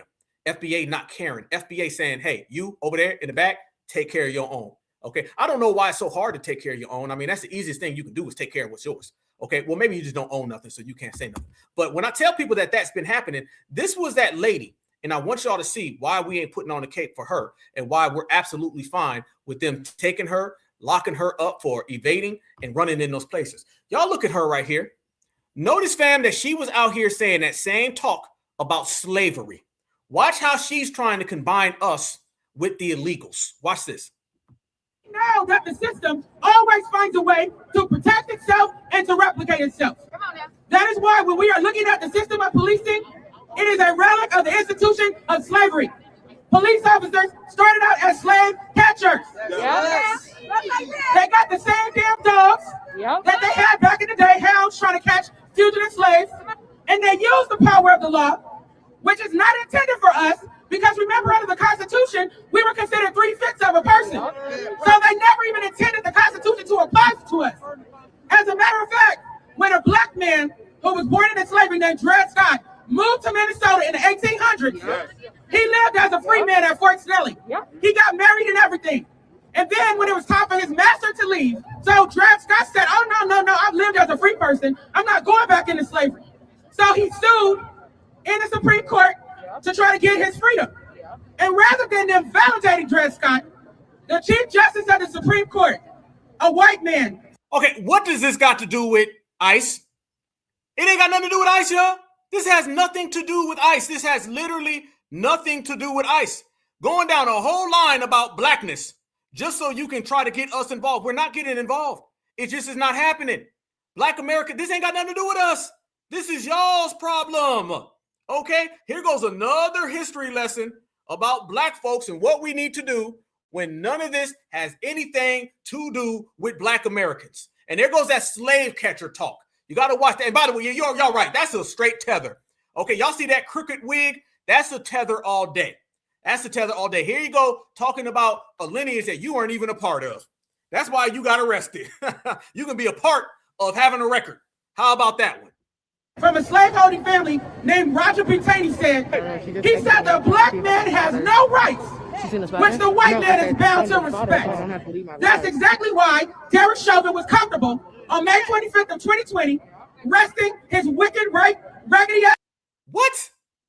See, fam, this was them trying to make that whole Renee Good situation a George Floyd situation. That's what that was right there, fam. When then the black folk, you know, they're always trying to give us our history back to us and a twisted version that benefits them. You know, boy, you know you cold when you using somebody else's history of pain and suffering against them to benefit you so you don't suffer no more. The world's mad because they're being targeted. We got to be honest about it, y'all. Everybody's upset because they're being targeted and we're not. We're just dealing with your average everyday supremacy. We're used to that. We fight back. We stand on business. We don't need no handouts or assistance. Notice, y'all, we don't need assistance, but they need assistance. They're all upset. There's a lot of animosity going on in the United States of America. These people have a lot of animosity because they're being targeted. They're being targeted right now, and they're looking and saying, this ain't what I signed up for. They all know that when you come to America, you try to get involved with the system of supremacy, you try to be a good minion of supremacy, and you sit back and allow blacks to get targeted. They never thought that they would come to America and we wouldn't get targeted, but they would. Deportation and illegal immigrants and this crackdown, this is making all the people who wished us to get targeted upset because now it's happening to them. The animosity is strong. The animosity is very strong, fam. This is what they're really saying. Every time you see a tether crashing out and whining and complaining, what they're really doing is saying, how come I'm getting targeted and black Americans aren't? That's why we're winning. And this is why I suggest all of you walk up the street, chest out, chin up, flaunt, walk with a bop, put your step on, fam. Let everybody know you living your best life. Let everybody know. That's pissing them off right now. Our energy and us smiling and us being in a good space of positivity, being consistent and lawful, law abiding, that's pissing them off.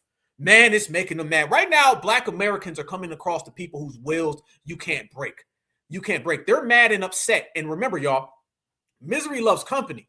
They want us to be miserable like them, but we out here line dancing. We out here line dancing, brothers and sisters. Can you imagine coming to America thinking that you're going to be a minion of supremacy as long as you go after black folks? But now you watching black folks happy as hell and line dancing while your ass is running from an ice truck? Do you know how that makes your local average standard tether feel? It ain't good for them. And then to see us laughing in the process, looking good, good skin, we shining, okay? How the hell do you think that makes a tether feel? That's pissing them off. And that's a good thing because they deserve it. Couldn't happen to a better tether. That's a good damn thing. They sending out all these people. None of them are getting us moving. Nobody's getting us off the ground. Nobody's got Black America saying, you know what? We're going to go ahead and hold it down for you. No. You're pulling out all these ops. We just checking them. Hell, right. We calling ICE on them. We got the power to send you. They don't like that as well. I'm going to tell you right now. Matter of fact, that's number one. Let me rephrase that. Us calling ICE on them and having the ability to take away their coming to America dream, that is damning because nowhere on the planet does a melanated Black person have the power to send these ops home like we got here in America. Let me phrase that, family. Africa has billions of melanated people. They can't send home an Asian, and they can't send home a Europeaner. That's called a colonizer. They don't have the power to send a foreigner home in Africa when the people coming there are foreigners and they're the original people. They don't have that power. We as Black Americans, we've got the power to send home any foreigner who's here illegally or who breaks the law. That's never been seen before. And that pisses them off. They don't like that stuff. Oh, family, I'm telling you, they don't like that. Think about it. Jamaica, they can't send home no foreigners. Haiti can't send home no foreigners. Africa and the 54 countries, 48 of them are in debt to the World Bank. They can't send home no foreigners. And they outnumber them. You got to remember this, y'all. They outnumber the foreigner and can't send the foreigner home. We here in America, your cell phone can send all these people back to their homeland.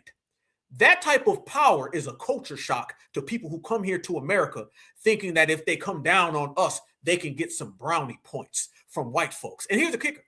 The white folks that they want to be a part of are the white folks who are taking the phone call when we call ICE. Now, personally, we don't give a damn. You could be green, red, blue, purple. When I call ICE, I don't care who's answering.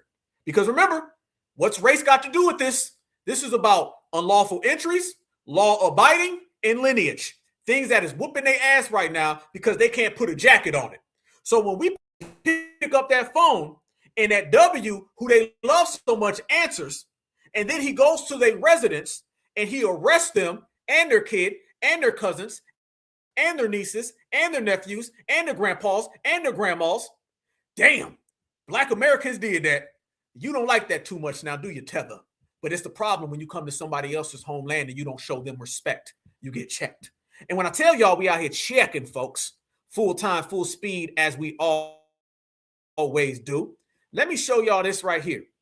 This is what we mean, good brothers and sisters, how they was trying to set us up for the okie doke. I found this right here about Hugo Flea Gonzalez. I want everybody to notice something about this Hugo Flea Gonzalez. You know, the guy who was running around here claiming to be a blood, the guy that was running around here with the Tether Panther Party, the guy that was running around here trying to get us on the front line, the guy who's been running around here with a sombrero under that beret, the guy who got fully exposed by foundational Black Americans. Family, y'all look at this speech that I found, and I want you guys to hear the Democratic talking points. On top of the Democratic talking points, I want you guys to hear this insisting of Black people either going to protests or Black people DIing. They always talk about if we don't do this, we're going to perish. Have y'all noticed that, family? All of these fake activists always tell us basically we got two options. Do what they tell us to do, or we're all going to DIE. Y'all listen to this, what I uncovered. Y'all know last week we broke all of that footage about him talking about hip hop is 50-50 with Latinos, him out in Michigan talking about harming police. We broke all of that, family, and we're going to break this as well. Listen to him giving a speech and how he's insinuating that if Black Americans don't go out in the streets, then we're all going to be unalived. Is it because that's what your handlers want to happen to us? Let's go. The Party for Self-Defense, what do we stand for? Protection of the black man, woman, and child by any means necessary. I don't think they heard you. What do we stand for? Protection of the black man, woman, and child by any means necessary. How do we do it? Unify, educate, demonstrate, liberate. And when we patrol the community, why do we patrol the community? The community is our responsibility. For every black man and woman out here, your community is your responsibility. We get on Instagram and TikTok and all of that, and we share all these videos of the police beating us up and chasing our children around, pinning them up against walls and kicking them and stuff like that. That's our responsibility. We got to stop putting up the cameras, and we got to start fighting back and protecting our children. Each person who brings a child into this world, it is your job to live and die to protect that child. You see what I'm saying? So I want. There goes number one. There goes your first DIE. Every black man, woman, and child, not just that's here right now, but that they can hear me from blocks away. I want you to take your community into your own responsibility and start protecting it from anything that would hurt or harm it. It's your responsibility, right? And then another thing, I want all black people, everybody here, I want you to look at the person next to you. Everybody look at the person next to you. Whether you know that person or not, that person is your responsibility, because I don't see nobody here but black people. If you mess with one black person, everybody should get involved, right? They should be scared to mess with black people, because then they got to deal with all of us. We got to unify. You understand what I'm saying? And at this point, what Trump is doing, with giving the police immunity, letting them get away with stuff, we got to unify or die at this point. What Trump is doing, with giving the police. There you go again. I told you. Here we go. Telling us in the open what they want. What Trump is doing, with giving the police immunity, letting them get away with stuff. And at this point, what Trump is doing, with giving the police immunity, letting them get away. What I'm saying? And at this point, what Trump is doing, with giving the police immunity, letting them get away with stuff, we got to unify or die at this point. What? What? Family? Y'all hear this? Ain't this the same exact thing that we were saying that the Democrats want? Many Dems, many Dems. They wish death upon me. I told everybody, we told everybody, they want a black American unalive. You heard the guy earlier. He said black bodies in the street. There's no black bodies in the street. Where the hell did you get that one from? Did you slip up? Are you saying what your handler told you to say? Family, I want everybody to notice the one denominator that you hear from all of these activists that are trying to persuade black Americans to go out in the streets for illegals. They're always saying that if we don't do it, we're going to DIE. Like there's no gray area, there's no middle ground, it just needs to happen. And notice they never say this when it comes to reparations. They never say this when it comes to an anti-black American hate crime law. As a matter of fact, they tell us what we need to do so we don't DIE, but they don't ever condemn the people who are making us DIE. That's why we push for an anti-black American hate crime protection. That's why we push for reparations, but notice they don't ever push for any of that. They don't ever push for benefits. They don't ever push for tangibles. They are completely out of sync with the grassroots. And at this point, the grassroots is controlling the black American community. So it ain't like you can't hear us. We loud and proud, and they hearing us way the hell on the other side of earth in a village.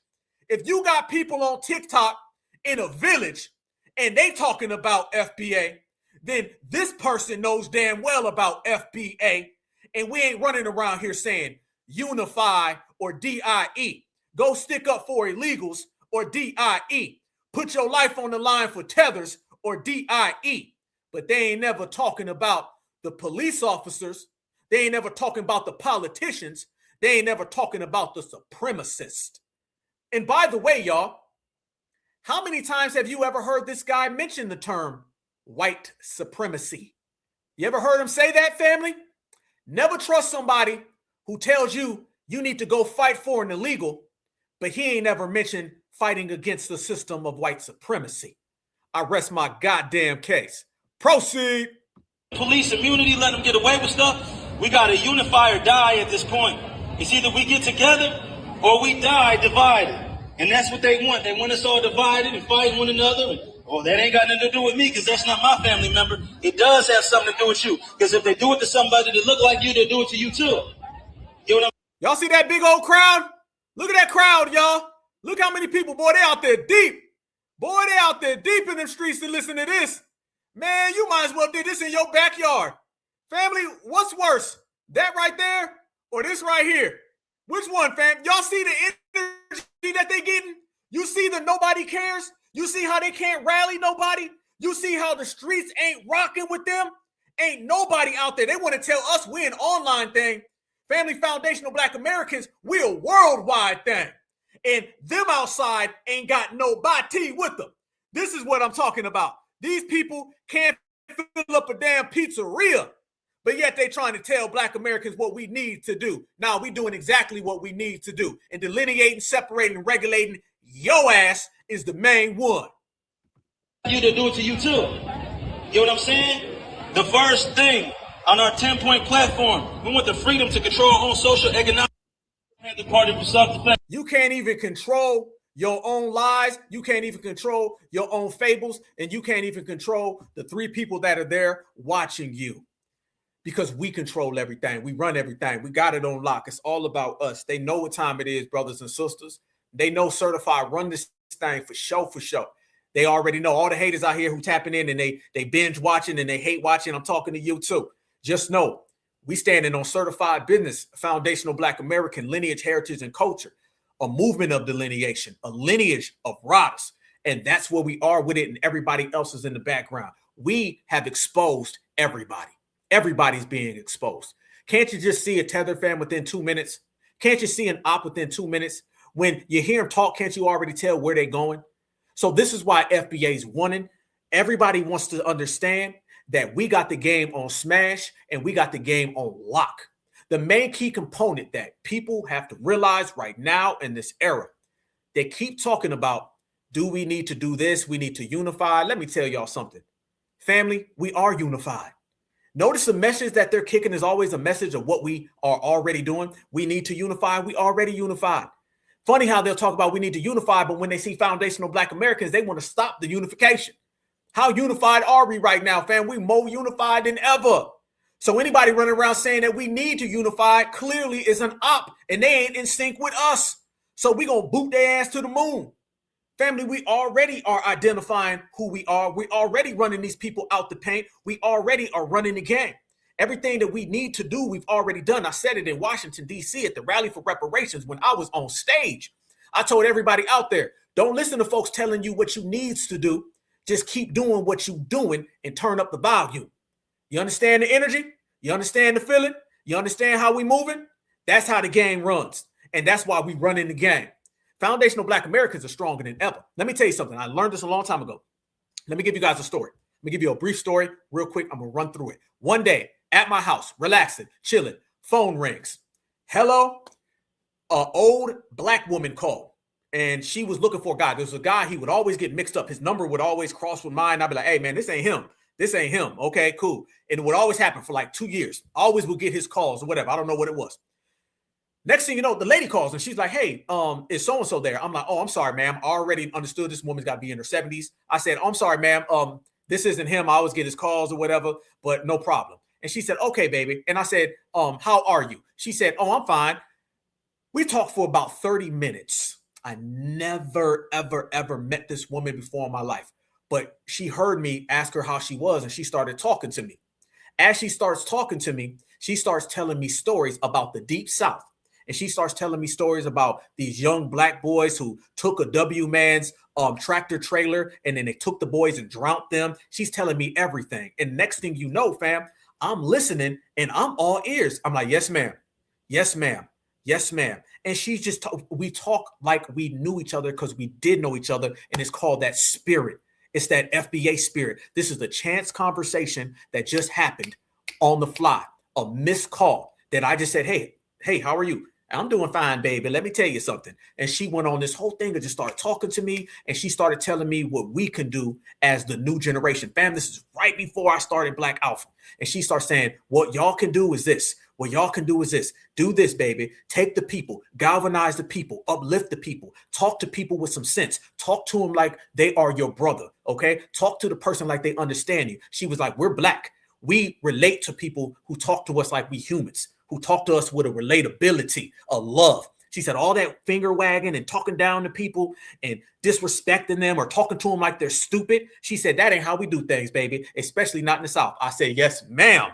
Thank you very much. And then the main thing she told me, she said, I'm going to leave you with this, baby.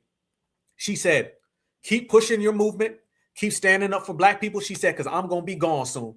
And I'm going to need people like you to continue all of this. I said, yes, ma'am. She said, but what I want you to do, I want you to always speak to people you can reach. And when somebody ain't trying to hear it, somebody's resisting it, somebody's rejecting it, she said, baby, cut their ass off and don't waste the time. I said, yes, ma'am. She said, too long did we spend time trying to give sight to the blind. She said, you're going to either see or you ain't going to see. If you do see and you down for the cause, we going to find each other. What we always say, real recognize real, and real brothers and sisters fall in. You could have 1,000 people in the room and only 10 of us are real. Them 10 gonna find each other. Trust me, I done been there. Y'all done been there. We done seen how many of y'all been on the job, how many of y'all done went to school, and you always find the real one if you were a real one. And that stuck with me. And I said, you know what? This is how I'm gonna move with Black Alpha Network. I'm gonna talk to those of us who are on code and codified. If somebody is hearing what we're saying, they just need a little polish, I'm rocking with them. But if it's one of these people who are running around here anti-us, don't want to get on code, she said, don't waste your time, baby, because I've seen too many good brothers and sisters trying to spend a lifetime teaching somebody who don't want to hear it. She said, for every second that you spend on that one individual that don't want to hear it, you can reach 30 brothers and sisters who are receptive to it. Then she said, I appreciate you, baby. You take care of life. I love you. And I said, I love you back. Goodbye. Boom, never talk to her again. Don't know. But y'all know up above sent that one to me, right? You know that. I know that. So when I tie all that in, let me say it like this, fam. We got all the riders we need. We got all the soldiers we need. We ain't got to seek out soldiers. You going to see a soldier. You ain't got to seek out riders. I ain't got to go find somebody who's on code. Person who on code going to see the way I move. I'm going to see the way they move. Next thing you know, we kicking it. That's the way we've been doing it. And this is why we've been moving so fast as a lineage, heritage, and culture in this generation. We ain't been stopping the car to wait for Mr. Democratic Shield to come around. We ain't been stopping the car for Mr. Degenerate to come around. If you want to go do that mess, you can do it. There's always a place and time for degeneracy. Go do it over there. Us certifieds, we got a mission. We got an agenda. We got an objective. We got something that we admire, something that we desire, and we going to go out and get it. And you're going to do it with your brothers and sisters who are likewise. And that's why we've been moving. AKA, we cut off all of the dead weight. So when somebody runs around here and they say, we need to unify, shit, you ain't heard? We already are. Somebody comes around here, said we need some solidarity, shit, you ain't heard? We already do. It's just amongst ourselves. And that's what's effing everybody up. And this is why we certified 100, all of us, family. Y'all know we the talk of the town, right? Y'all know. I know y'all been seeing all these people hating on us. I know y'all been seeing everybody hating on FBA, family. It's only because FBA is moving so damn strong. It's only because we ain't taking a step back.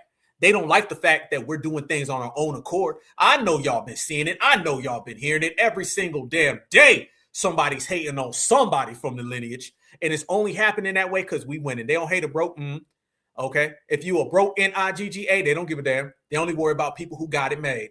Okay. And that's why we're moving. My sister's on code. Let's go. My brother on code. Let's go. I know where y'all want to go. I want to go to the same direction, family. We got the same path. Ain't it cool when you ain't got to park the car and convince somebody, no, because what reparations is, and no, Barack Obama didn't do nothing for us. Man, F that. That's what you believe? Go ahead, but you on the losing team. We on the winning team. And the winning team is showing everybody right now how to win. And if you notice, look behind you, y'all. The babies is watching. And the babies is out here saying, oh, this is how we move? Damn right. And now it's popping to get involved with it. That's how we push it. So shout out to that beautiful elder who gave me that great information. Clearly, family, I still remember it. Clearly, it's still right here. And clearly, we holding it down. And as we hold it down, and when we look around, I want everybody to see the results of foundational Black American certified excellence. It's a powerful thing, and it's huge. And it's running the world, fam. Do never, ever mistake the momentum and the changes that we are making. I tell everybody, they're going to make movie after movie after movie about Black Americans. And when they make these movies about Black Americans, let me tell you who's going to direct it and produce it. Black Americans. It's going to be about this era. It's going to be about this time frame. It's going to be about all the great things we did. And then to cap it all off, family, it's going to be about how we passed the baton to the next generation and how the next generation took over. And when I tell y'all that we out here doing all of that, This is what I want y'all to see. While we out here standing on certified business, not putting our nose in anybody else's business, these people are out here getting their nose drugged down the damn street because they face planted. Look at this. Family, if you see this right here, just know that ain't got a damn thing to do with my beautiful brothers and sisters. Watch this.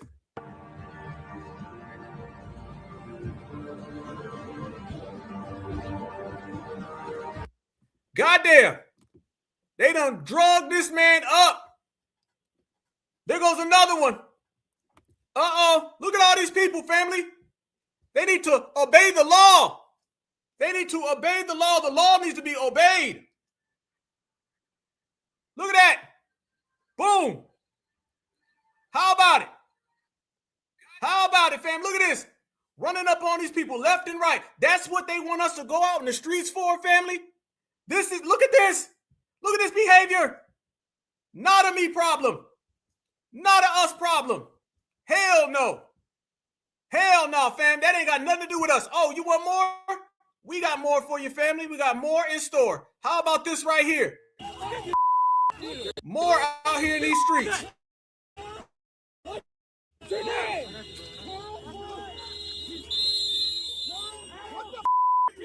Damn!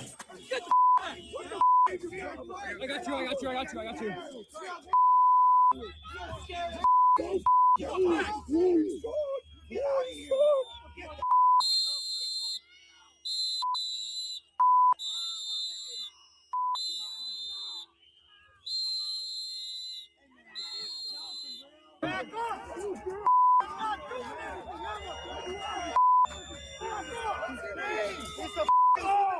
You see any black people out there, family?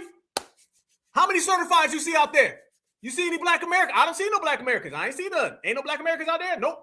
Nope. I thought they said there was black bodies in the street. Nope. I thought they said black folks was going to protest. Nope. I thought they said Hugo Flea Newton was going to go out there. Nope. I thought they said that Black Lives Matter chick who got arrested with Don Lemon was going to get us to go out there. Nope. Her GoFundMe? Nope. Her wig? Nope. Her hairline? Nope. Her forehead? Nope. Goddamn. That's a hell of a lot of nopes. And remember, y'all, every time it's nope for them, it's yes for us. Yes, we don't give a damn. What the hell? What are you doing?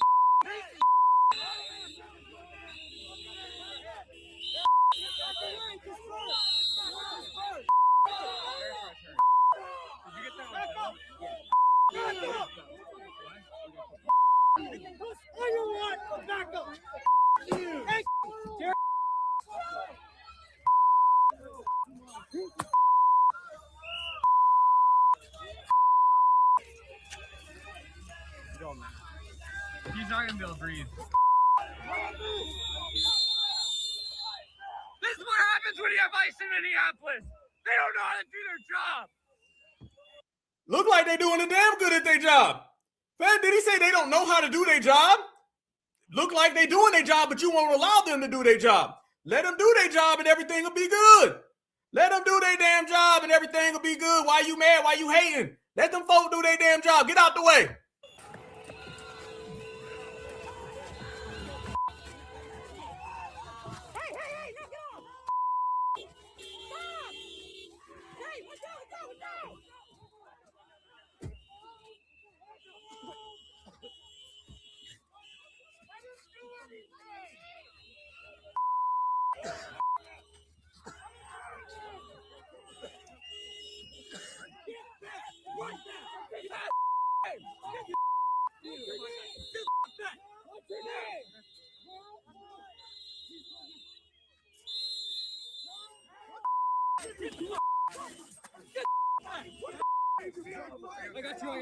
I got you. Damn. Family, that goes to show you what we already knew. That ain't got nothing to do with Black Americans. Nope. Interfering with other people, and we're not. Fam, I want y'all to enjoy how we are not getting involved in none of these shenanigans. The shenanigans just ain't going to pay. I'm telling you right now, the shenanigans are bad. It's a terrible thing for them. Of course, fam, I want everybody to think about this, though. Of course, if you were living like that in that situation, of course you would want somebody to come and help you. Of course you would want somebody to come and save you. But we're not saving any damn body. So therefore, you on your own. This is what they want Black Americans to get involved with, and Black Americans are saying we are not getting involved in it because it's not our problem. You all have to hold your own, and that's what it's all about. So, family, as they're out there literally getting drugged in the streets, drugged down the street, drugged sideways, catty corner, angles, squares, rectangles, this is every damn thing. FBA ain't got nothing to do with that. And when I tell y'all we ain't got nothing to do with that, we ain't got nothing to do with any of the things they talking about. Let me also show y'all this right here. Y'all know how we was just talking about Hugo Flea? Well, family, a lot of people out there have been saying they're not rocking with Hugo Flea. And when we shut everything down, now a lot of people are shutting everything down in the process. What's going to happen when people start telling you they don't want nothing to do with you because your ass ain't a Panther? Checkmate. Watch this. Trey Sick, the almighty leader of the Black Rebel Brigade, member of the Black Panther Party and the People's New Black Panther Party, former chairman of the Huey P. Newton Gun Club Houston chapter. And I'm here to bring you a very important message on this day, January 16th, 2026. Recently, there has been some events taking place in Minnesota and other places in the United States in regards to federal agents, ICE, removing illegal immigrants from the United States. Those events includes a young woman by the name of Renee Good, who was gunned down by ICE soldiers in an attempt to obstruct officers on duty and recklessly using her vehicle as a weapon, causing her demise. Due to those events, there has been an emergence of a Black Panther Party in Philadelphia, whom the majority of the Panther community has never heard of. The leader of this so-called Panther organization, Paul Birdsong, has came out and said some pretty reckless things about federal agents, including commentary about shooting federal officers in the chest. Now, I don't speak for all Panther organizations, but I do speak for my own, and I speak for my own organization, the Black Rebel Brigade. We do not condone going on national television and spewing any reckless talk that will bring forth unnecessary conflict and unnecessary heat. You understand what I'm saying? The Black Panther Party was created for self-defense, to protect the Black community from police tyranny. The key word is self-defense, not making threats towards federal agents, not marching in solidarity with YT police officers, definitely not saying the name of YT individuals who put themselves in harm's way when they did not have to. We in the Panther community do not know these people. We do not know this leader. We have never seen him before. And to be honest with you, his actions and his words come off as sort of fetish, sort of William O'Neillish. Woo! Damn, damn, damn. Fetish. They got a fetish for being fetish. William O'Neill style. Don't nobody know you. Ain't nobody seen you. Nobody saw you. You just showed up and were running your mouth, and people now are telling you your ass gots to get the hell out the way. That right there is exactly what we've been saying for how long, brothers and sisters? How long have we been calling it out? A spade is spade. The truth is the truth. Reality is reality. And people are checking this dude one by one by one. So I'm going to tell everybody what's going to happen next. What's going to happen next, fam, is that they're going to wake up in the reality that they've been running from, dodging from, and it's typical that Hugo Flea would flee from reality. But all that fetish behavior with they fetish ways, all of that is going to catch up to them, and eventually, fam, them individuals are going to slowly go back to being irrelevant because they're going to get the reality that Black Americans don't give a damn about illegals. Black Americans don't give a damn about anti-Black American haters. Black Americans don't give a damn about the jealousy, the envy, the spite, and the vitriol. The only thing foundational Black Americans are worried about are foundational Black American brothers and sisters and kings and queens and goddesses and gods. And if they haven't got the point with us saying it, then they're going to get the point with us showing it. And we show it through delineation, regulating, separating, and that gets you your reparations. And remember this, y'all. Every single time we show these individuals getting exposed, and every single time We shut these individuals down. Next thing you know, they end up like that. That right there, brothers and sisters, is headline news. That's future news. Future news, everybody realizes that Black Americans done ran your ass out the paint. Absolutely. He's cooked. And it's all because of the delineation movement and FBA. We don't play that. And guess what, y'all? Neither does ICE. But they on skates, they on skis. And if you ever want to see an illegal ice skating, watch this, y'all. They got this man in a hockey rink, and you gotta love it.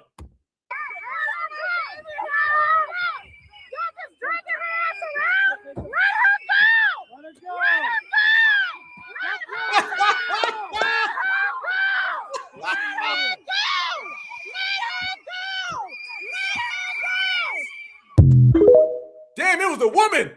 Damn, they got Selena on skates.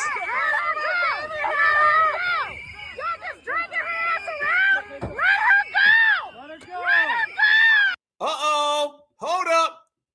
One more time for your mind. Go.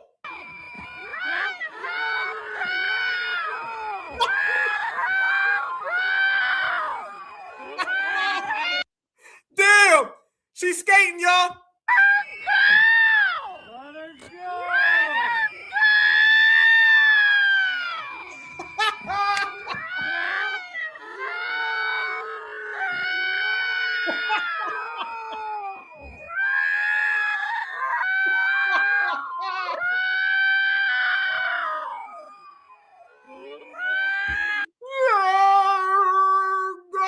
I don't think they're listening. I don't think they listen. Fam, have you ever seen a chalupa on rocks? There they go.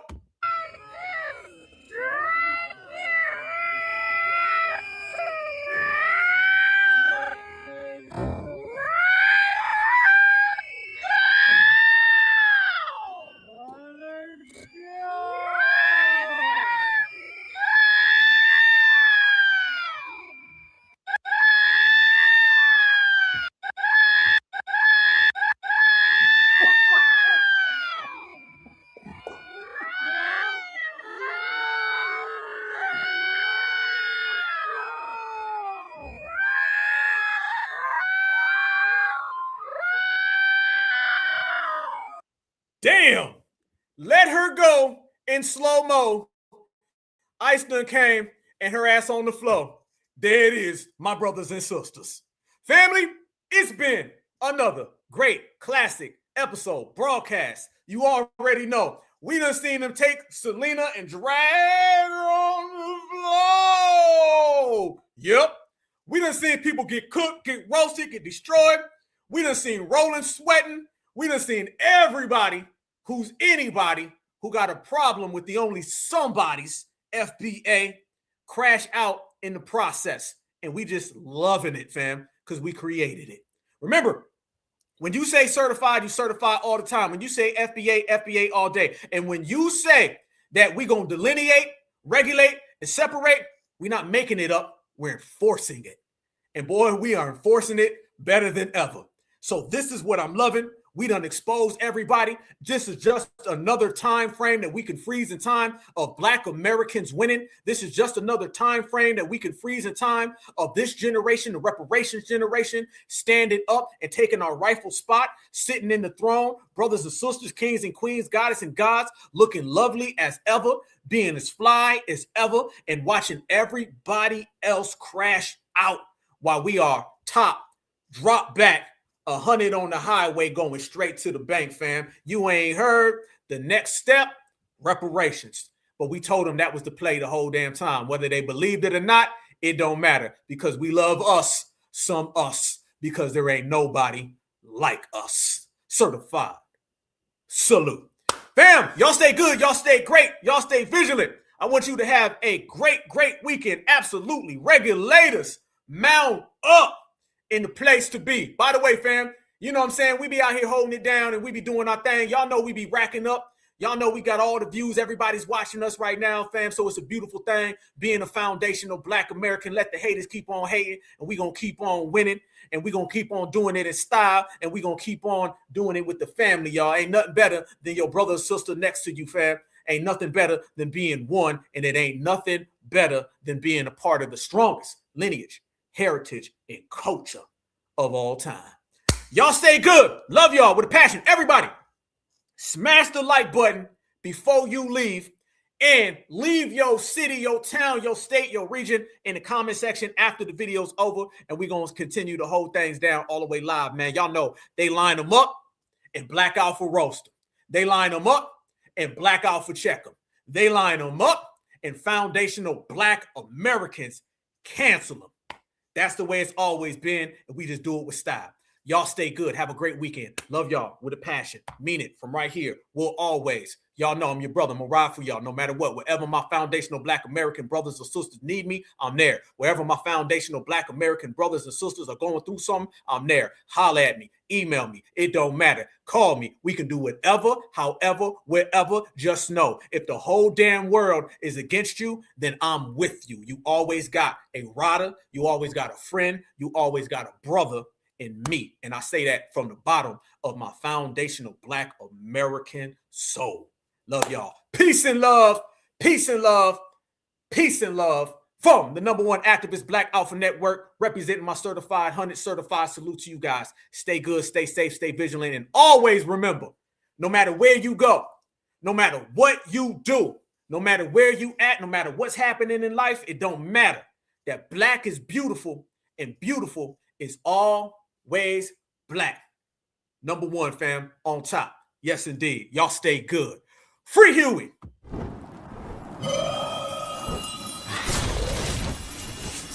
Black Alpha Network. Home of Black excellence. Power to the people.